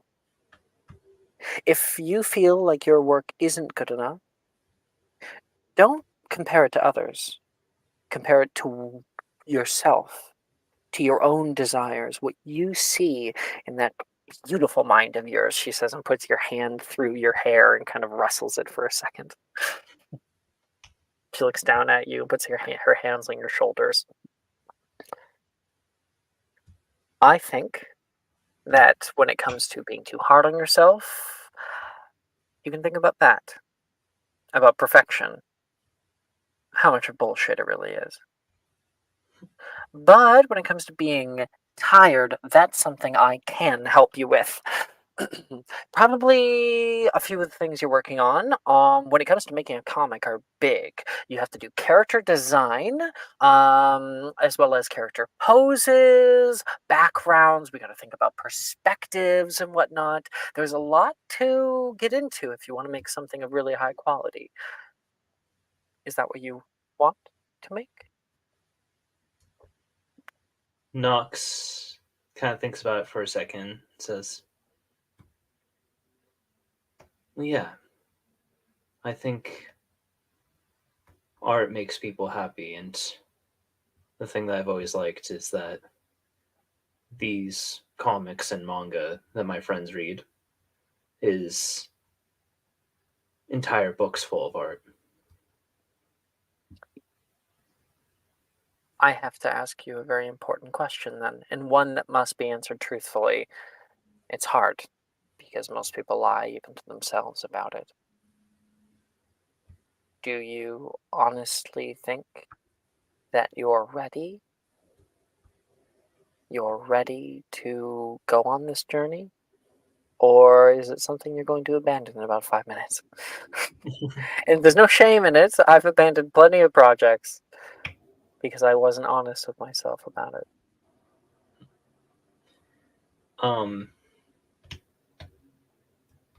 I think Knox would say to that,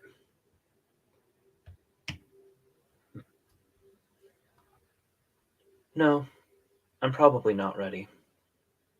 But, I mean, whoever is. Alrighty then. What I want from you is you are going to find these comics, the things that you always compare yourself to. Find what you're not liking about your own work in relation to it. So I want you to give me 5 perspective shots where you look at what they've done and you go, man, this is a really great angle to be shooting the scene at. I want you to pull those off and show me. Not only that, I want 5 expressions and 5 characters that you think are designed well. We'll go over them. I'll show you the tricks of the trade. Thank you, Professor. It really does mean a lot to me. It's a lot easier to begin when you actually have the tools to start. I know a lot of people who have just tried to go for it without doing the necessary research, and I admire the gumption.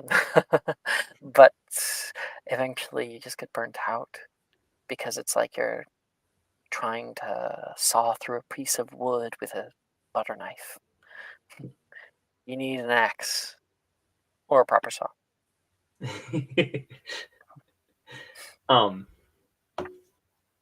Knox would say, yeah, it's been an issue for a while, trying to do everything on my own, but I appreciate that more than you know. These friends of yours, they matter a great deal to you. Do you feel like you struggle to connect with them sometimes?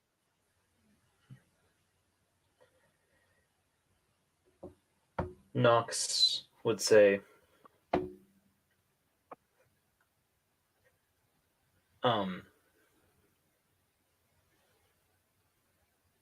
before I came here to Hogwarts, my world was the house that I grew up in. So, in that manner, my friends gave me a whole new world. It's hard to.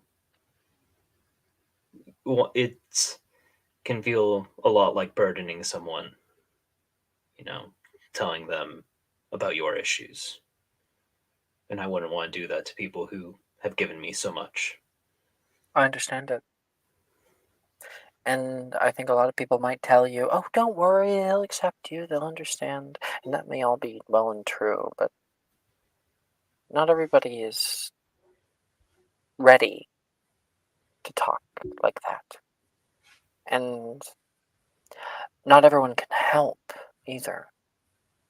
I'm sure you've probably been in the position where someone's told you something difficult and just stood there like, I don't know what to say.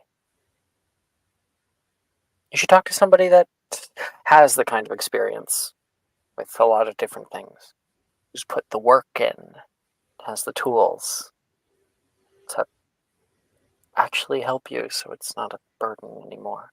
Not to you, not to anyone else. Why don't you come by my office sometime? Preferably when you have all the homeworks done. Me and you can talk. Of course. I'll try and bring something special.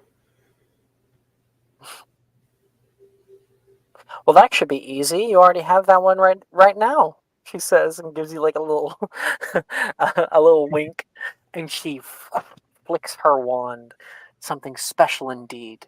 And you watch all of the glass pieces filter together into a full half circle, outer dome, and it is complete. Augustine has started the edges, but I think this is going to be a little present for Sinistra.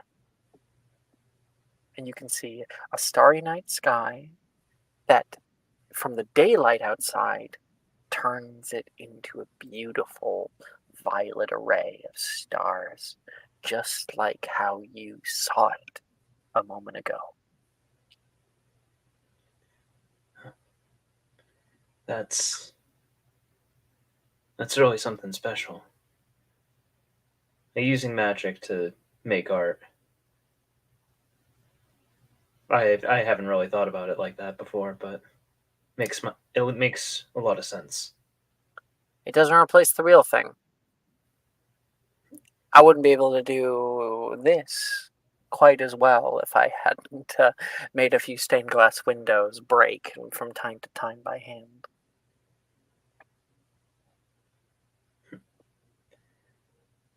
Well, then it looks like I still have a lot to learn. You got time? You want to help me?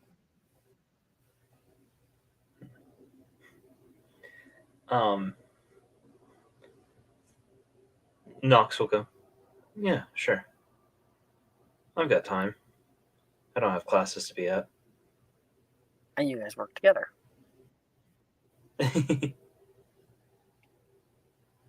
All right. Awesome. Woo!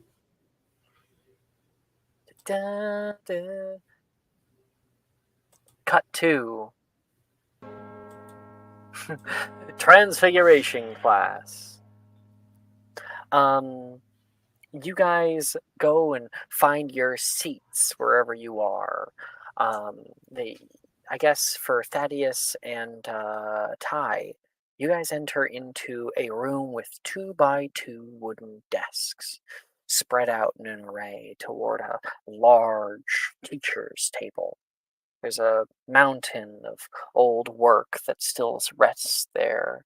And there is a little bit of time where people are waiting.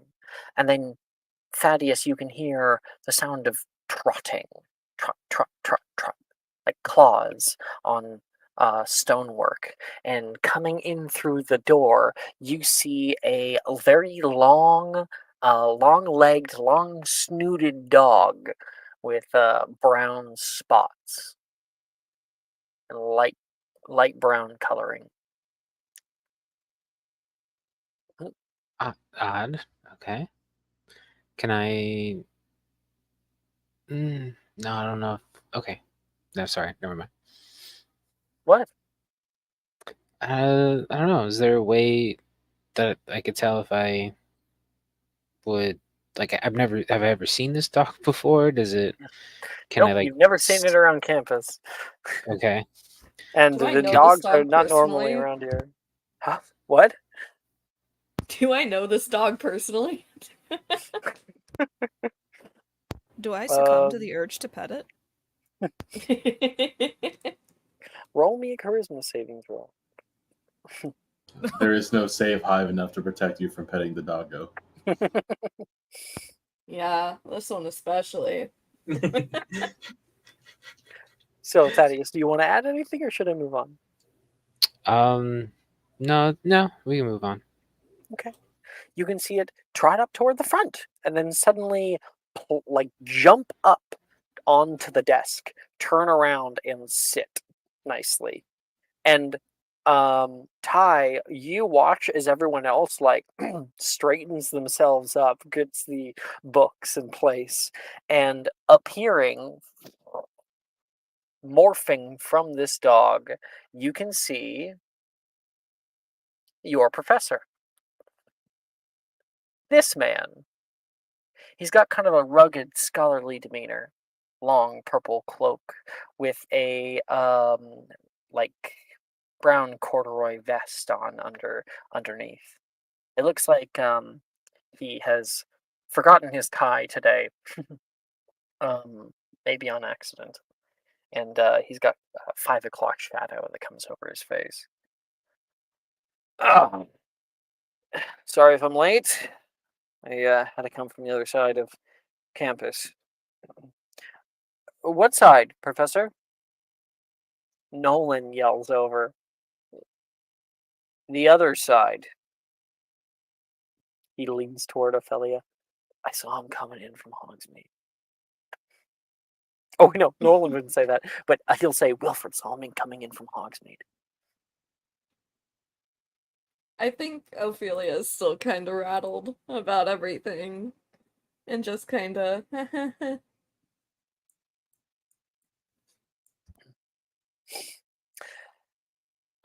He says, "Looks like we have a few new students.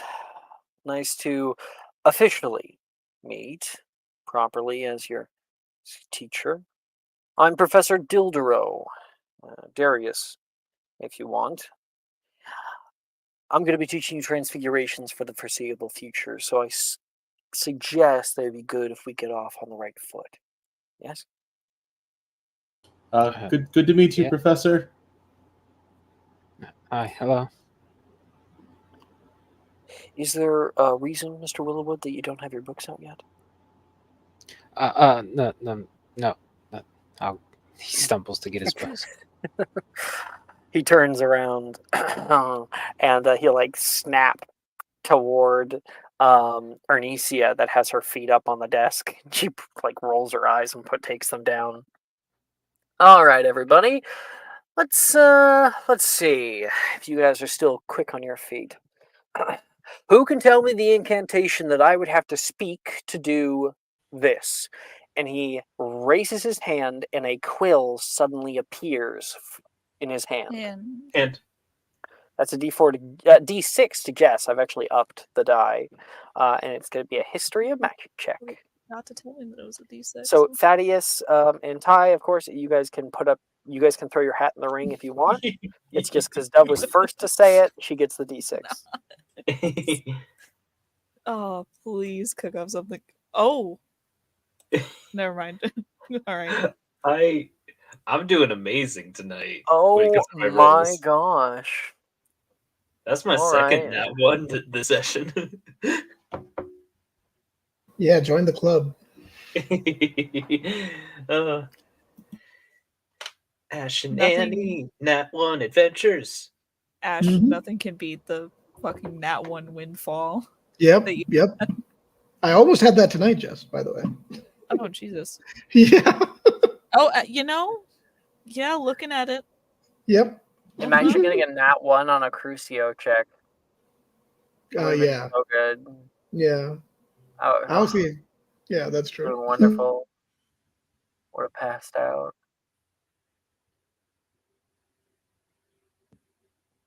Okay, I just think of my grades up.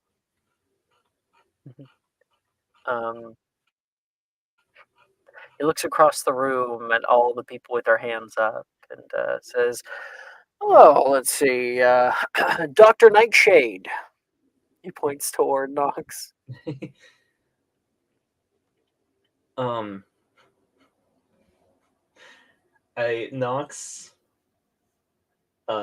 Knox is gonna say, well, I read in a Pelican Crundlebane book about how he said that he came with a spell about creating objects entirely from nothing. Did he also talk about using fairy dust in that book? Yes, but for something different.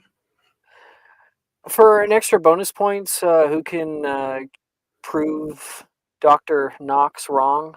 Why do you keep saying doctor, Professor? Janice is completely confused. Gender neutral.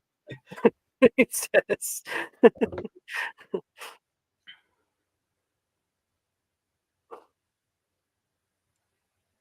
Can anyone tell me, and this is an actual question, can anyone tell me the reason why what Nightshade just said is impossible?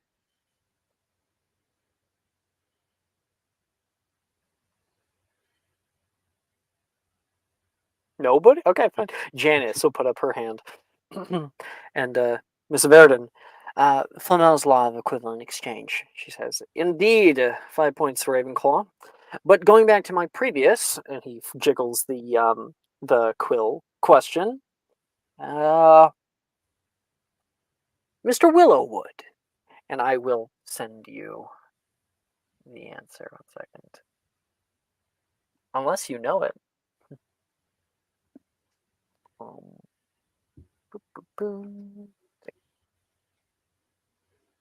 Oh, wait. Did I get the person wrong? Who got highest? Was 17? I rolled 17. I don't know unless someone rolled high. Oh, just got 20. Oh. Okay. I thought I got that. I was like, wait a second. So he'll look around. Miss Commander.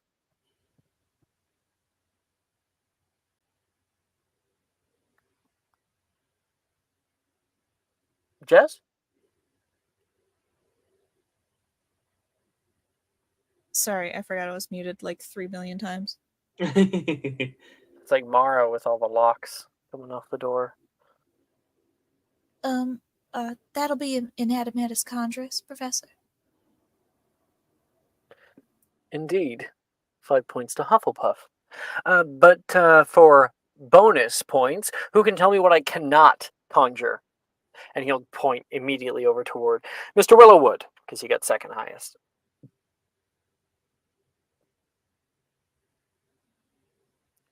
Mr. Willowwood, Earth to Willowwood. No, he's out of the book for once.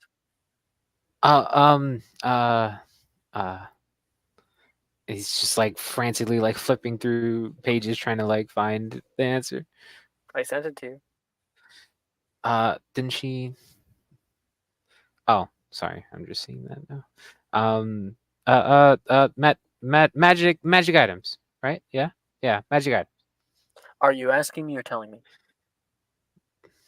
Magic items. Very good. Yes, indeed, magic items.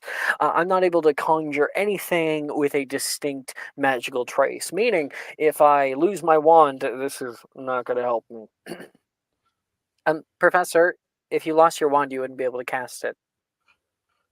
He stares out toward Janice in the front row. No, Janice, I feel like you get too much sun here from the window. Why don't you move to the back? But I like it here. She says, really? I didn't see your hand up. Oh, sorry. 5 points from Ravenclaw. What? Do you want it to be 10? And we got 10 points grunting to Hufflepuff here. Let me throw that on there.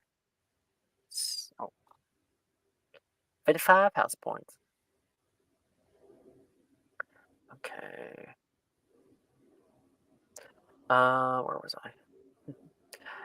Well, that's what we're going to be studying today. Conjuration. I want to see how quickly you're able to conjure an item. Have at it. And everybody will attempt in Adamatus Conjurus.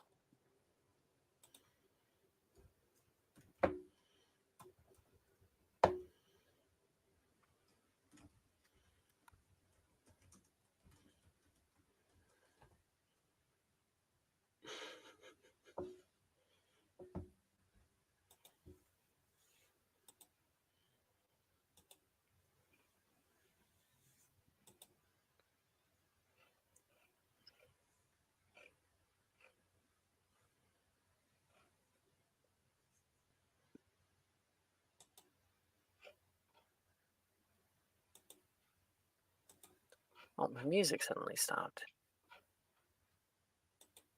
There we go.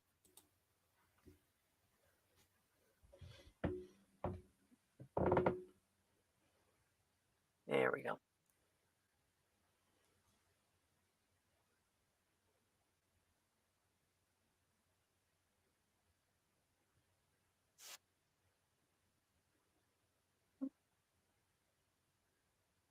Praise be the dice luck.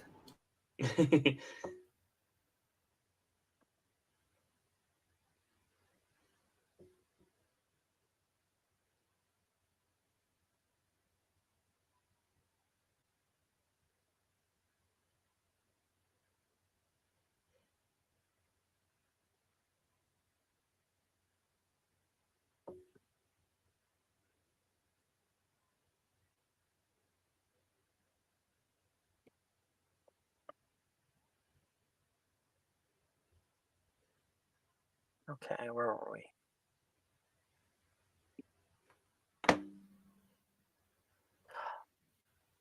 Ophelia, what did you get? 13. What do you want to conjure? I do not know. A pot, I guess.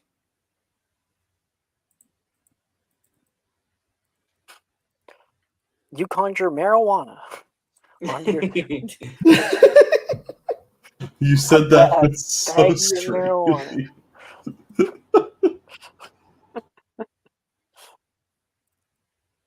Dove, what did you get?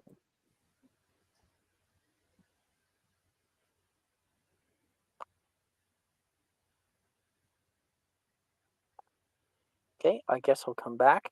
Nox. I got a 9. Oof. Try to cast out Inanimatus Conjurus, and there is just like a bit of dirt that blows onto your desk and flutters away. Oh, Victoria. I got a 19. What do you conjure? I'm gonna try and conjure the book.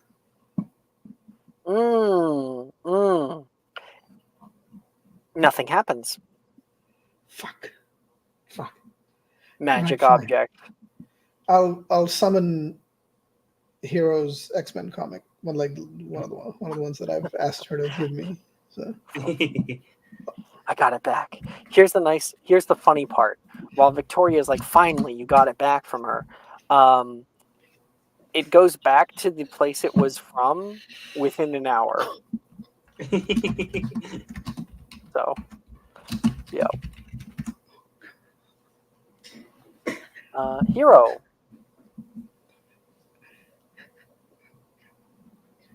Ja?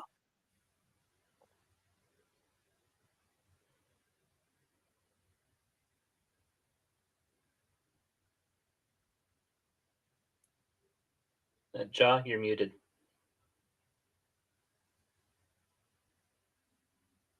Okay, I guess Ja's not here either. That's fine. Kai. Hello. I rolled a 16 for a 14. As he will just summon some sort of wonderful pastry that he had in the morning. Ooh, yum yum. And you are able to eat it. And he will just nom it while he looks through the book and take more notes. It's important. It's kind of like shows us a little bit of information about the Animask Conjure spell. Is that you are able to change or deface or even destroy the object in your presence, like in your possession. Nice. Mm-hmm. That actually locks in the spell for me too. I rolled a 17.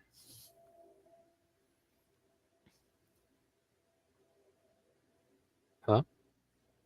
17. Yeah. All right. What would you like to conjure? A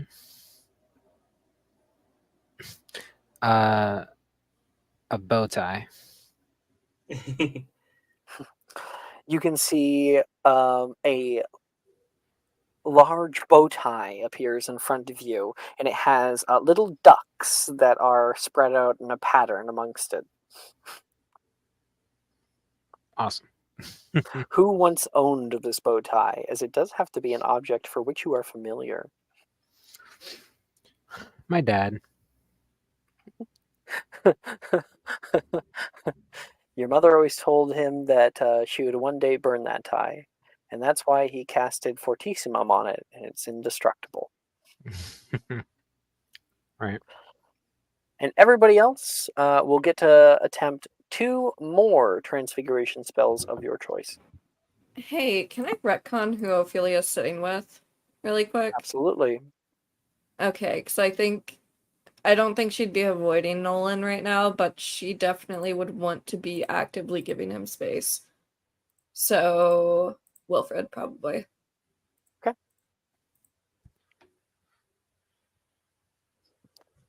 One other spell for everybody. Or 2 other. You said 2 other. I Misspoke. One other. Oh, okay. Okay. In that case, I will not take out my second. I'm done. I can get this over with quickly. All right. I Victoria. got a 22 on Maleforce. Nice. Your grade will increase to an O. Victoria's finished.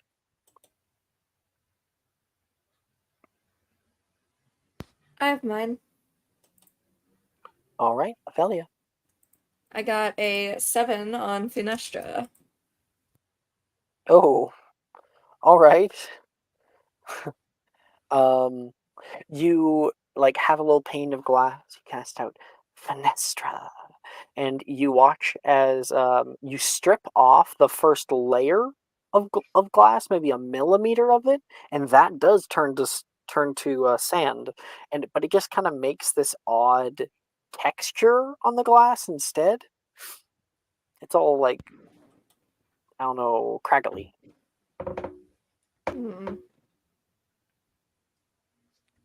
I would have tried. I rolled a. It was bad. A 6 on Nebulous. If I'm saying that right. Thaddeus, yeah. Nebulous. You cast out, or you try to cast out Nebulous, and you watch as a little cloud appears.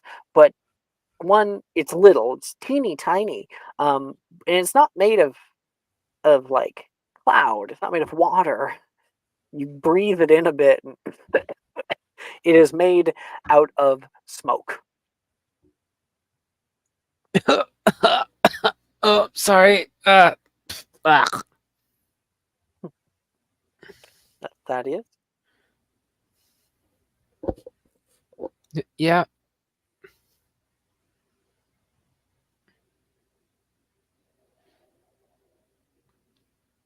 Hello?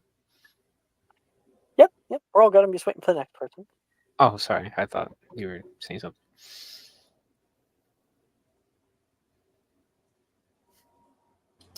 I tried to cast, or Tide tried to cast Reparafarge,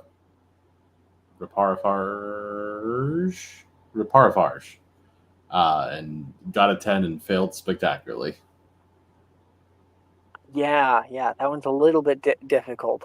You take a goblet that was previously a stack of iron, and when you try to cast out Reparafarge on it, you watch as it reverses about halfway. The entire goblet becomes this terrible amalgam of iron and warped metal.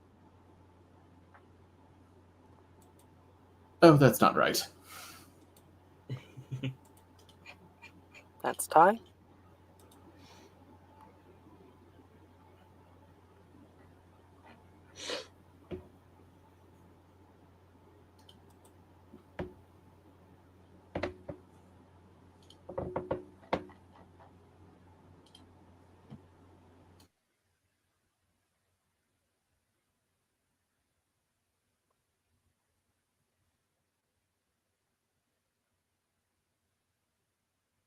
Anyone else ready? I'm ready. I tried to do Sagittario twice.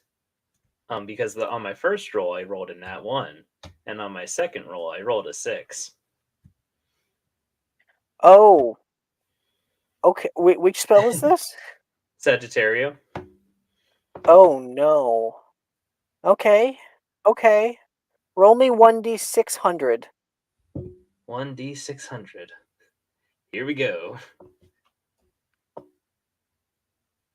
Wait. 1d600. Oh, that was 6,000. 528. Okay.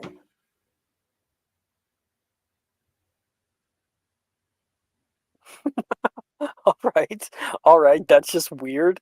You cast out Sagittario, and there is an arrow that is conjured, and you watch it shoot out your wand, but normally these arrows are supposed to be green, glowing, sort of ethereal, ghostly. This is an actual metal arrow that comes out of your wand very slowly, as if it's being created out of nothing. The thing finishes, and you can hear a little tink, and it falls down and embeds itself into your desk.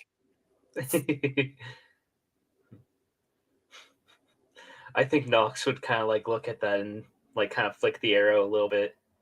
The moment you touch it, the arrow zooms backward and embeds itself into the ceiling.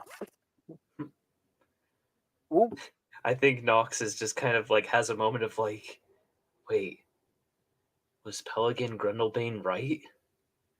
It is possible?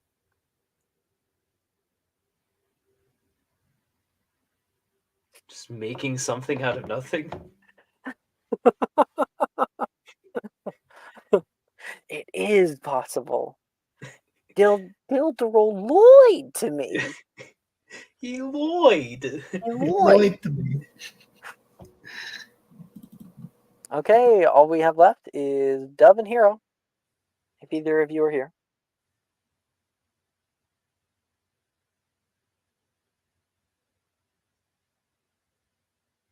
No. I wonder if Jaw like fell asleep or something. That's what I feel like maybe happened. It would not be the first time. Did they roll their inanimate conjurers? I did. Oh, Jess, you're here. I rolled my Anatomy as Contrast, but then I realized I already had it locked in. Oh, okay. So you get 2. Could I switch that out for a different first level spell and just keep the roll? You can switch out for any spell. I feel like that'd be the most fair if I just switched it for first level. Sagittario, for 18. Okay. And then your second spell was? 20 for Orchideus. Okay. You can see next to you, Janice is looking a little bit like, she kind of gripping the sides of her desk. She seems very embarrassed about what happened earlier. I wasn't doing anything wrong. One time I don't put up my hand. It's gonna embarrass me in front of the entire class.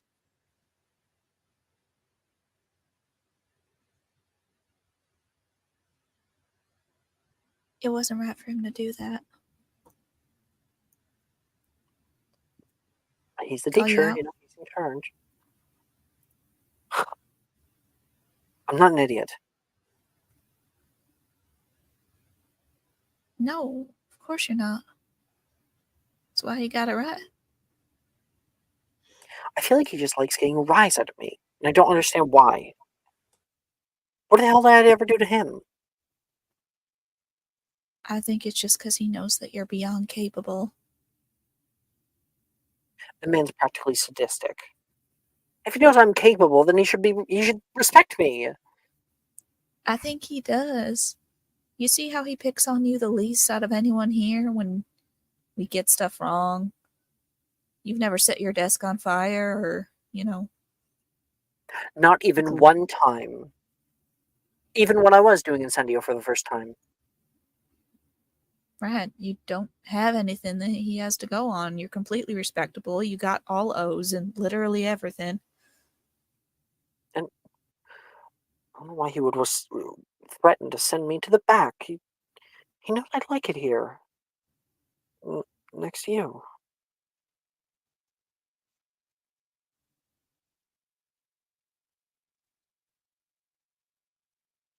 I like you up here with me too.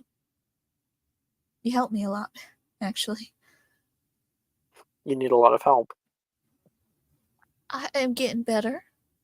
You are. Didn't you get an O in your last practice exam for potions? I did, in fact. And also, I have been working on my transfiguration studies. I think I got the theory down. Oh, really? Show me a spell. Orchideus. And what do you conjure out of your wand? blue delphinium, I think. Yeah. Oh, I looked it up. They're nice. Oh my goodness, these are out of season. See, I told you. Yeah, you even were able to get multiple buds. Good. You're really coming along. And she hands it over to her. And you prick it off the top of your wand and hand it over. She takes a little sniff. I think I know exactly where this can go. Oh, and I kind of have a little space for it. She opens up her notes, flips through one of her heavier books for transfigurations, turns the page with Orchideus on it, and presses the flower down very gently, and then kind of unceremoniously grabs the higher portion of the book and slams it down. Concerns you with a big smile.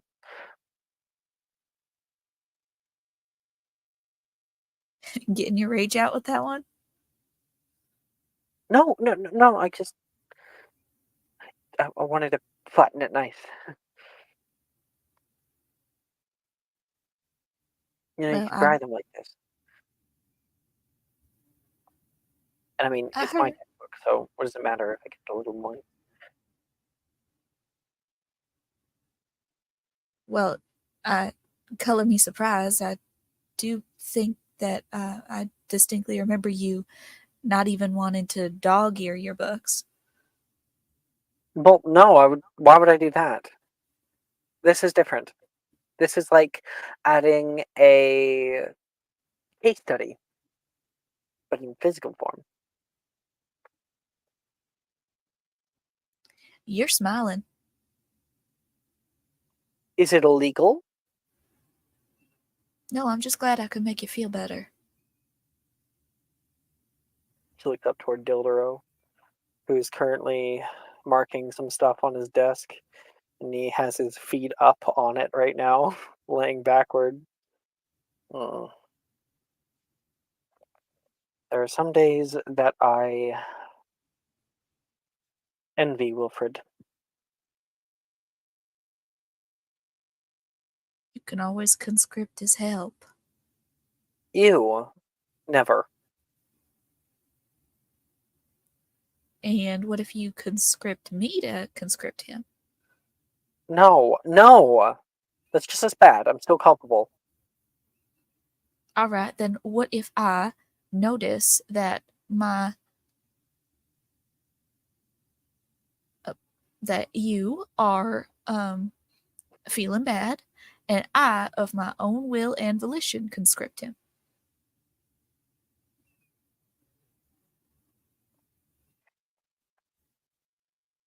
I'm staying out of this. All right. And Dove like looks around, subtly like He scrawls tries something. to ignore the fact that you said my, Mm-hmm. and just that Fucking word hangs in her lesbians. mind like, my what? My what? My what? My Girl. comrade? My Girl. my friend? My girl? Dove like hastily scrawls something like down on like a slip of paper, and she turns back to look probably all the way in the back where Wilfred is. Currently And she'll fucking like around with Ophelia, yeah. she'll like lean backwards and like tap whoever, like maybe I don't know, whoever's sitting behind her, like Morgan or something, and like kind of gesture to hand it back. Oh, hey, last like, time I mount. did this, Dildero nearly mounted me to the wall with the silver fox. There's like taxidermy animals and like the ceiling. Damn, I thought he meant a man. Yeah, I was gonna say like, Morgan, whatever you think about Dildero is none of our business. Also, he's hardly that old. Anyway. she like not even able to make a joke on it. No. She like taps like, give this to Wilfred. That's fine. Like a little smile spreads out. Wilfred, he called like too loud. Hey, quiet down, please. I'm trying to focus. You don't focus on anything. What? What do you want, Mo? Hey, you said it. Yeah, I said it. What? Here. Hands him the page. He opens it up and starts reading it down. Looks up to where Dove is.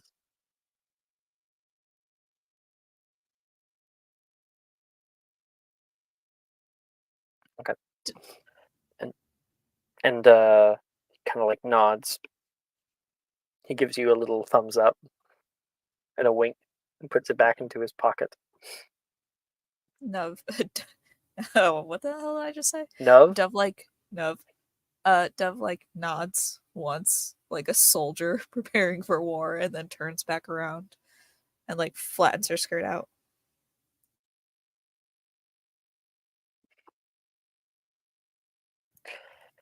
And over the course of the next week, there will be multiple fireworks displays where there should not be fireworks displays. Well, of course, does need a bit of time to prepare.